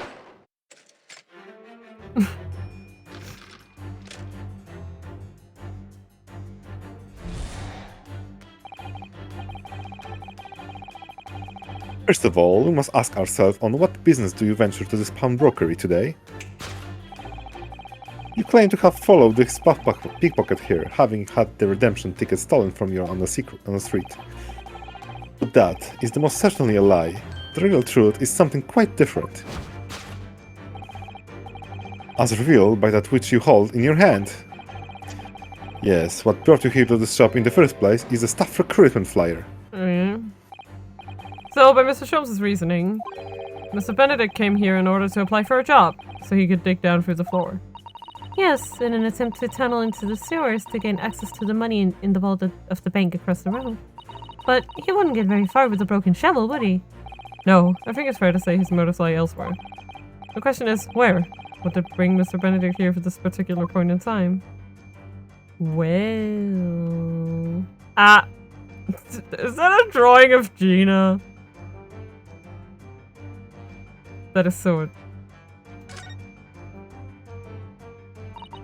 Oh! Look at all the scribbled notes on the back of the flyer here. It's a drawing of Gina! Look! There she is! Oh, she looks cute. It's a very cute drawing. I don't believe it. What is it? Listen to what it says. Name, Gina Lestrade. Height, 5'2". Green cap, scruffy waistcoat. Grubby white shirt. Blue satchel. Ragged. It's a detailed description of Miss Lestrade. Goodness! There's even a sketch of her, hat and all. Although if he showed it to her, she'd fire that smoke grenade launcher in his face for sure. And look! The details of the shop has been written down here too. Winterbank's Pawnbrokery, Baker Street. Redemption deadline 15th of April, which is today's date. I would Mr. Benedict have all that information scrawled on the back of that piece of paper. Definitely. Definitely. Not suspicious at all. I don't think has anything to do with this. No. Yes, what brought you to this shop in the first place is the info about Miss Lestrade. Quite so, my dear fellow. It will appear that the writing sketch on the reverse of the flyer pertain to the pickpocket, Miss Lestrade, and to Mr. Winterbank's pawnbrokery here.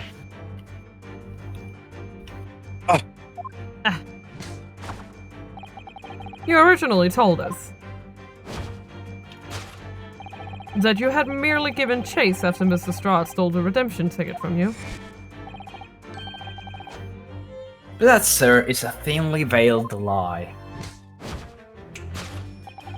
It is the information on the back of the flyer that led you here today, by which I mean here to Winterbank's pawnbrokery, and today the redemption deadline of that overcoat. So you waited outside for the young girl matching the description you have written down to arrive.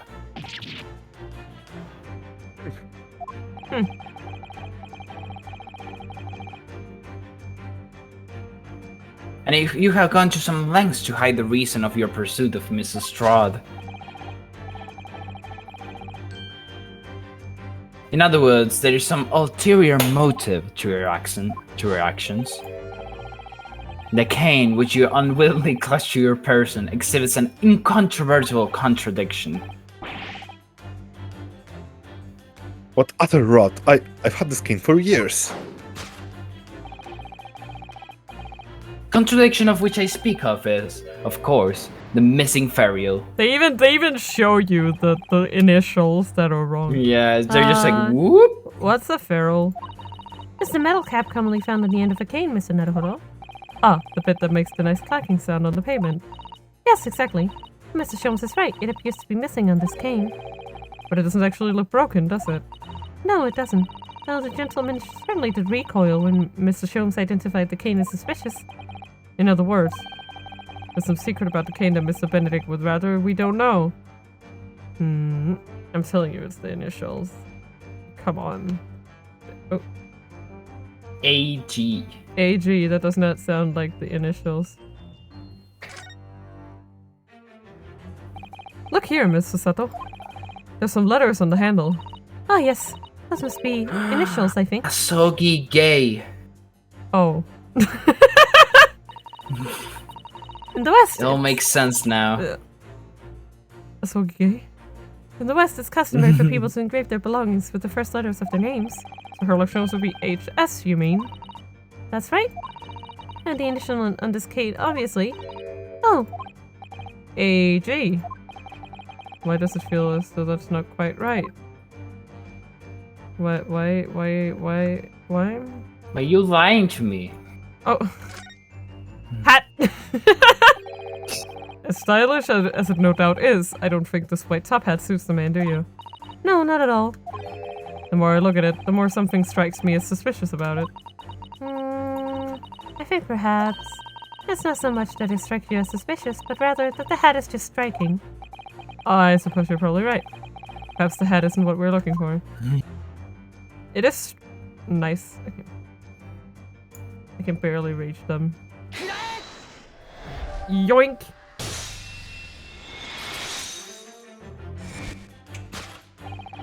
contradiction of which I speak is, of course, the initialing. A most astute observation, wouldn't you say, Mr. Eggert Benedict? We are led to believe, sir, that your initials are EB. Yet in most possessive manner, you have in your grasp a cane bearing the initials AG. It's okay. An incontrovertible contradiction indeed, would you not agree? No, you're wrong. This cane isn't. You said before that you'd had that cane for years. So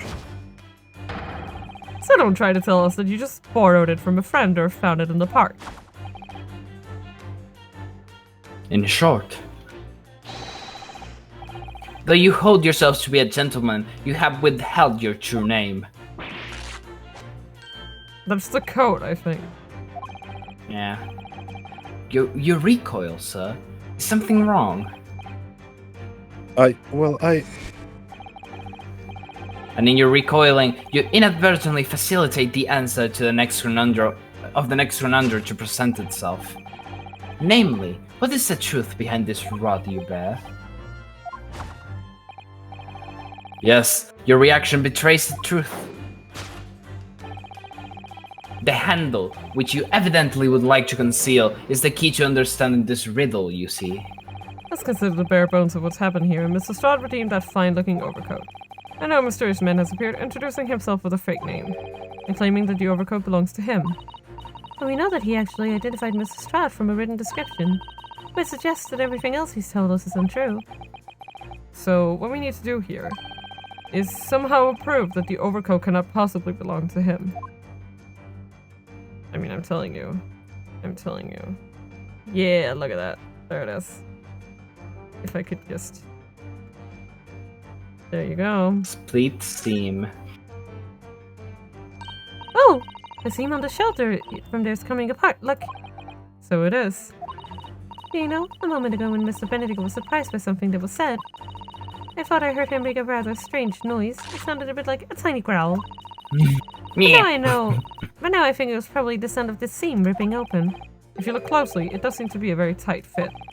It leaves a stretch to bursting, and you wouldn't have a hope of fastening it all at the front. If you were to run around in it, I'm sure the whole thing would fall apart. That I'd like to see. Sorry? So can we make Mr. Benedict run around? She's really giving this some thought. Well...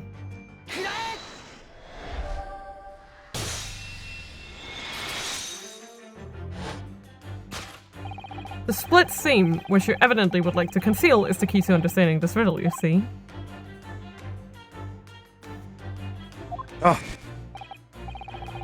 Yes, because the overcoat is rather obviously a poor fit. Having forced it over your broad shoulders, the seam is already breaking apart.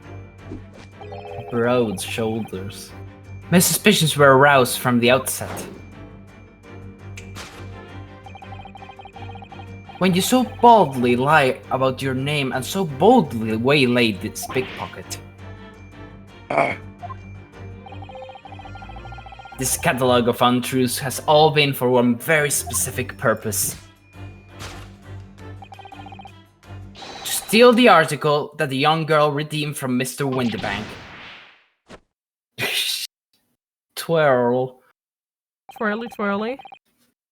But what really irks me is this. The considerable crime I initially imagined has been considerably curtailed.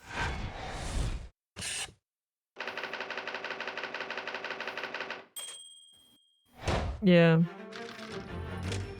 Well, let's keep going, family. Family. Now, Mr. Benedict, let us continue. For we must expose the details of this elaborate crime you have in the planning. Oh. This is utterly absurd. You suggest that I, a gentleman, designed a whiz to fill some twardy article of pawnage? Yes. Have you forgotten that I redeemed the article in the proper manner using the watchword? Had I not been the one deposited in the first place, how could I possibly have known the relevant details? Ce n'est pas. Oh, but the watchword can be discovered. As you are only too aware, Mr. Benedict. Oh. Your furtive glance is more telling than I would have hoped. Oh, because Gina had just redeemed the item. It was open on the same page, so he could just like take a glance and see that it said Professor. What? I see.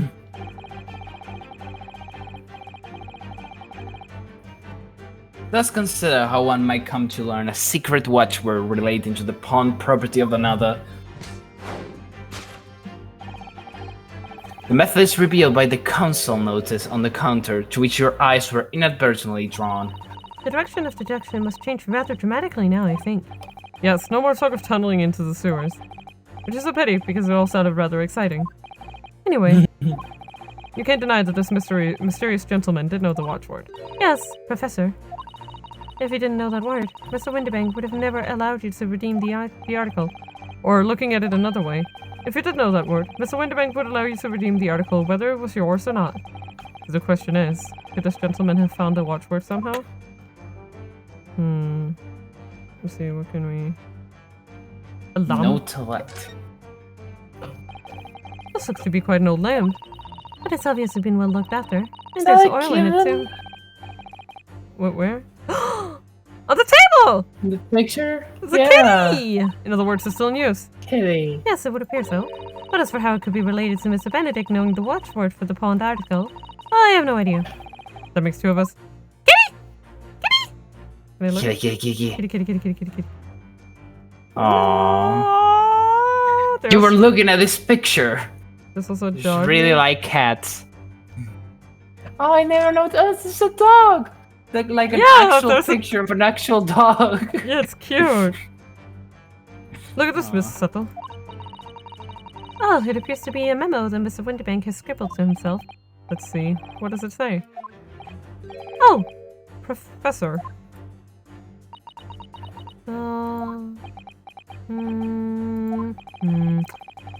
Mr. Winterbank must make a note of the watchwords his customer give him right before their eyes.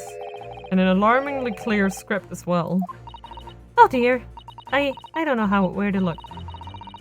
Who knows what other secrets I might see? Well... Oh.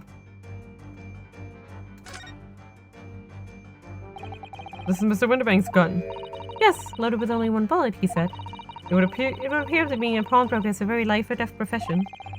That might just be this particular establishment. Okay, well. Yeet!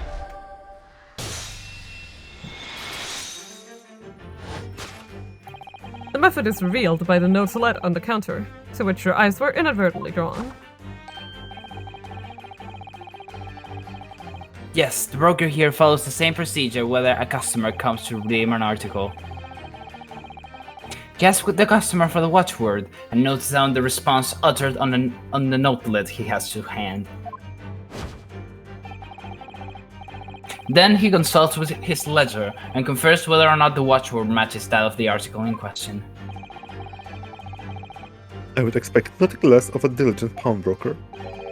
But his diligence clearly has its disadvantages.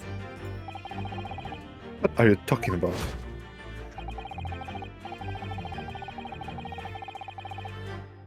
It is increasingly apparent that you were present in this shop before your accusation against Miss Lestrade.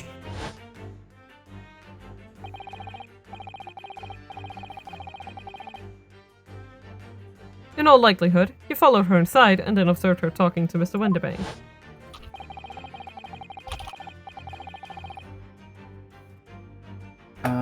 When the diligent broker... Oh, hold up. It's okay. Oh, there we go. Yeah, the quality was super low for some reason. It There we go. happens. Well, the diligent broker made a note of the watchword, as is his common practice. You observed him writing the word professor on the notelet beside the ledger.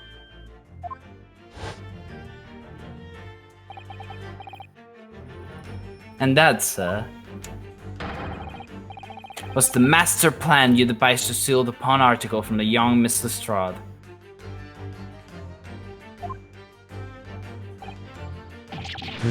Master plan?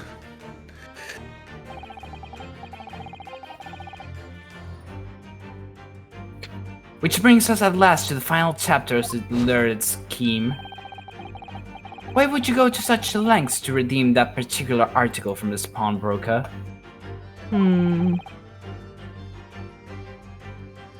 you quite serious?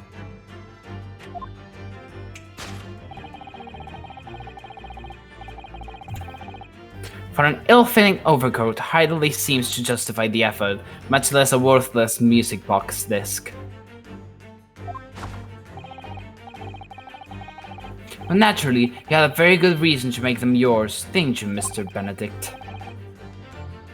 I have no idea what you're talking about. Allow me to present a rather interesting piece of evidence. You see, this picture postcard tells us all that we need to know. The articles we're talking about are the overcoat and the music box disc that was in one of the pockets. Which, according to Mr. Winterbank, isn't even worth a penny. And yet this man went to such lengths to steal them. Why? I wonder if perhaps we already have the evidence we need to explain it, Mr. Nettlehuddle. Could we? Really? I better have a thorough look through all the evidence we've collected so far.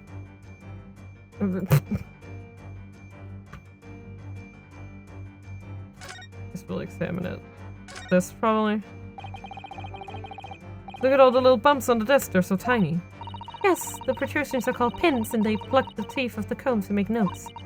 And just on the edge, there's a small amount of blood. Yes, the blood of the mysterious Mr. Eggard Benedicta. When Mr. Straw tried to grab the disc from him, the pin scratched his fingers, it seems. Like when you're grating some daikon radish and accidentally catch your finger. Youch! Just thinking about it hurts and puts me off eating radish. Ouch, ouch, ouch.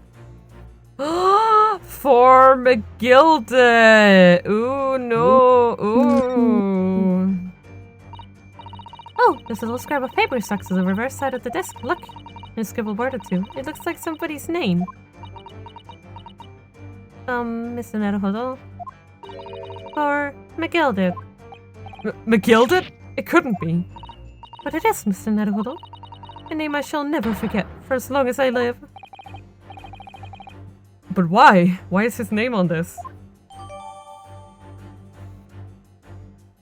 Okay. Well, that is definitely... Yeet!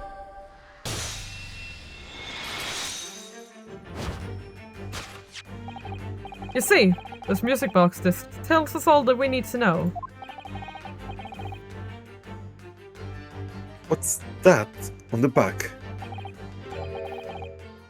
It reads, for McGilded. Ah! That bastard. Ah, Mr. Magnus McGilded. this bastard. The unfortunate philanthropist who perished in curious circumstances at the Old Bailey 2 months ago. A prominent man in London, through his loan mongering, demonstrated a distinct lack of scruples. So, you're an associate of his, are you? Or perhaps a subordinate? Mr. McGilded was a man of unusually small stature. In fact, he was precisely the right size for that overcoat that you squeezed yourself into.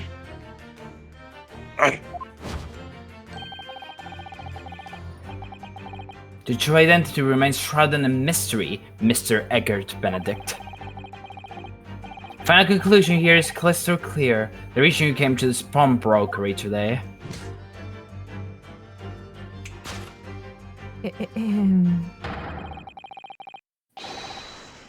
was to retrieve an article left behind by the late Magnus McGilded. We're distracting each other. It's so bad. It's fine. Oh, you're terrible at this. We should just read half each. We should just read half each from now on. No, because I'm sad. We each read one word. You are.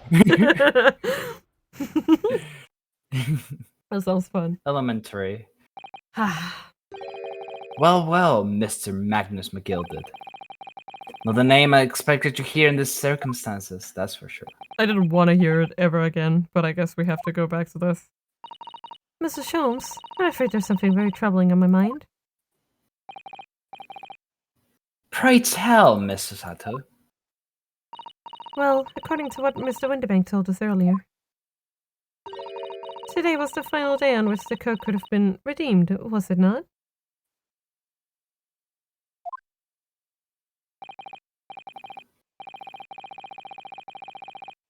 Yes, ma'am, this is correct. Today will be precisely 2 months since it was first deposited.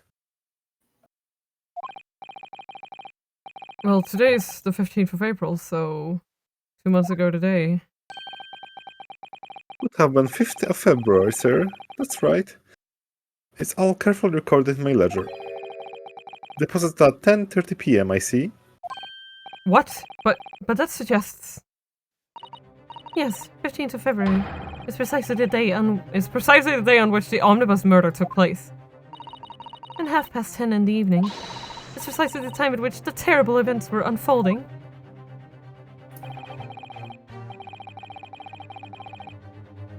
Suggestive is not the word. It will appear the matter is entirely beyond coincidence.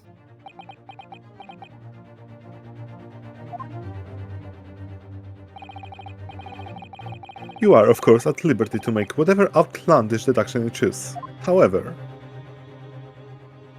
God damn it. I have a gun. I must insist you hand over the music box disc now. Ugh. It would be a terrible shame for you to return to your native land in a box. What do I do? No! Deflect the bullet with the disc. Susato, take down him! No! I would love There it are for some things a society. man must protect at all costs. This may well be one of those things. Then again, it may not. Moto! Oh. Oh! Oh. Mr. Winterbank! Holy shit! This is Has my such a shop. deep voice. I can't allow any harm to come to my customers, if that were to happen. Yeah, he really had like that Moto! It was very cool. Yeah. I should have to take my own life. No, point it at him! God, Mr. Winterbank, no! Alright, that's enough! Oh. That's my Gregson voice! I Gregson got another voice. Inspector Gregson! Inspector Greggy! Inspector? You wanna shoot? Is it me? Yeah, Yeah. sure, you take him. Yeah. That's right, Sunshine. The alarm was raised on one of our dedicated emergency lines. So we got here as fast as we could. Now, what's all this about, eh? Praise be, they're here at last. I was moments away from forfeiting my own life, my very own establishment.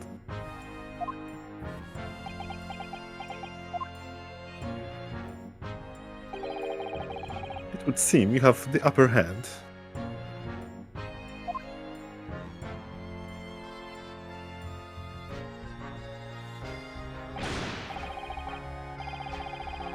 You got some explaining to do. Don't appreciate being bothered with some petty argy-bargy. He had a gun! What are you talking about? Oh my god. Like, I can't be bothered with your petty gunfights, Jesus. Have some decency, man. Petty? Mr. Winterbank very nearly met with his end. Yeah, by his own gun as far as I can tell. Oh dear.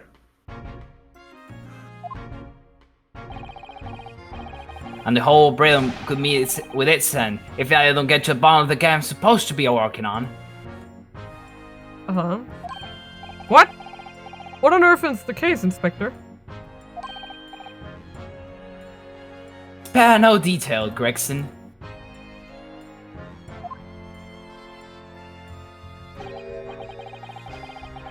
I might have said a little too much. No matter. It's nothing to do with you lot. Anyway, sir, you're gonna have to come with me down to the station. But of course, Inspector. Oh. Ah! It's getting away! Get after Get after me, lads. Whistle the beat, Officer 2. Sir! Sir! Sir, yes, sir! Sir! Sir! There's been a spate of thefts at pawn shops around here recently. So we fit emergency balance underneath the counters of brokers to let us know when there's trouble. Oh, Inspector, I was very worried there for a while. Very worried indeed. Now then, Mr. Permanently in mourning. Oh, yes? You really have to call me out. It's still not that long since he died, okay? It's like, wow. I know it's because he's wearing black. I'll be taking that whatever it is of my guild is down to the yard, thank you very much. So hand it over. Oh, yes, of course. No, don't. Don't give it to him. It's mine, that is. Mine. I'm sorry, miss. Anything belonging to my guild has to be taken in as evidence now. As evidence? As the police demand something as evidence, my dear fellow, we have no choice but to capitulate. It's all yours, Inspector. I see.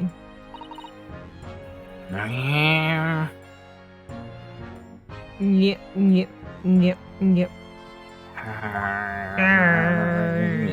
Bloody hell. Well, and so we headed Mr. McGilbert's disc over to Inspector Gregson, and were summarily turfed out of the shop and onto the street. Well, what perfect Is timing! it the fable to be continued? At Oh a my good God. time? What? Oh my What? god. What? Nice. Okay. Yes. I think that's gonna cut it for today. We're not gonna be playing DGS tomorrow because tomorrow's my birthday! Woo! Well, okay, tomorrow isn't my actual birthday, but it's my birthday stream, that's for sure. So we're gonna be going live at the same time as we will be going live with DGS, and I would hope that you guys would come hang out tomorrow. Whoop whoop. Yeah, so with that being said, I just want to end it here for now. I'll see you guys tomorrow. Goodbye. Love you. Oyasumina. Yes, Mina. Yes, Mina.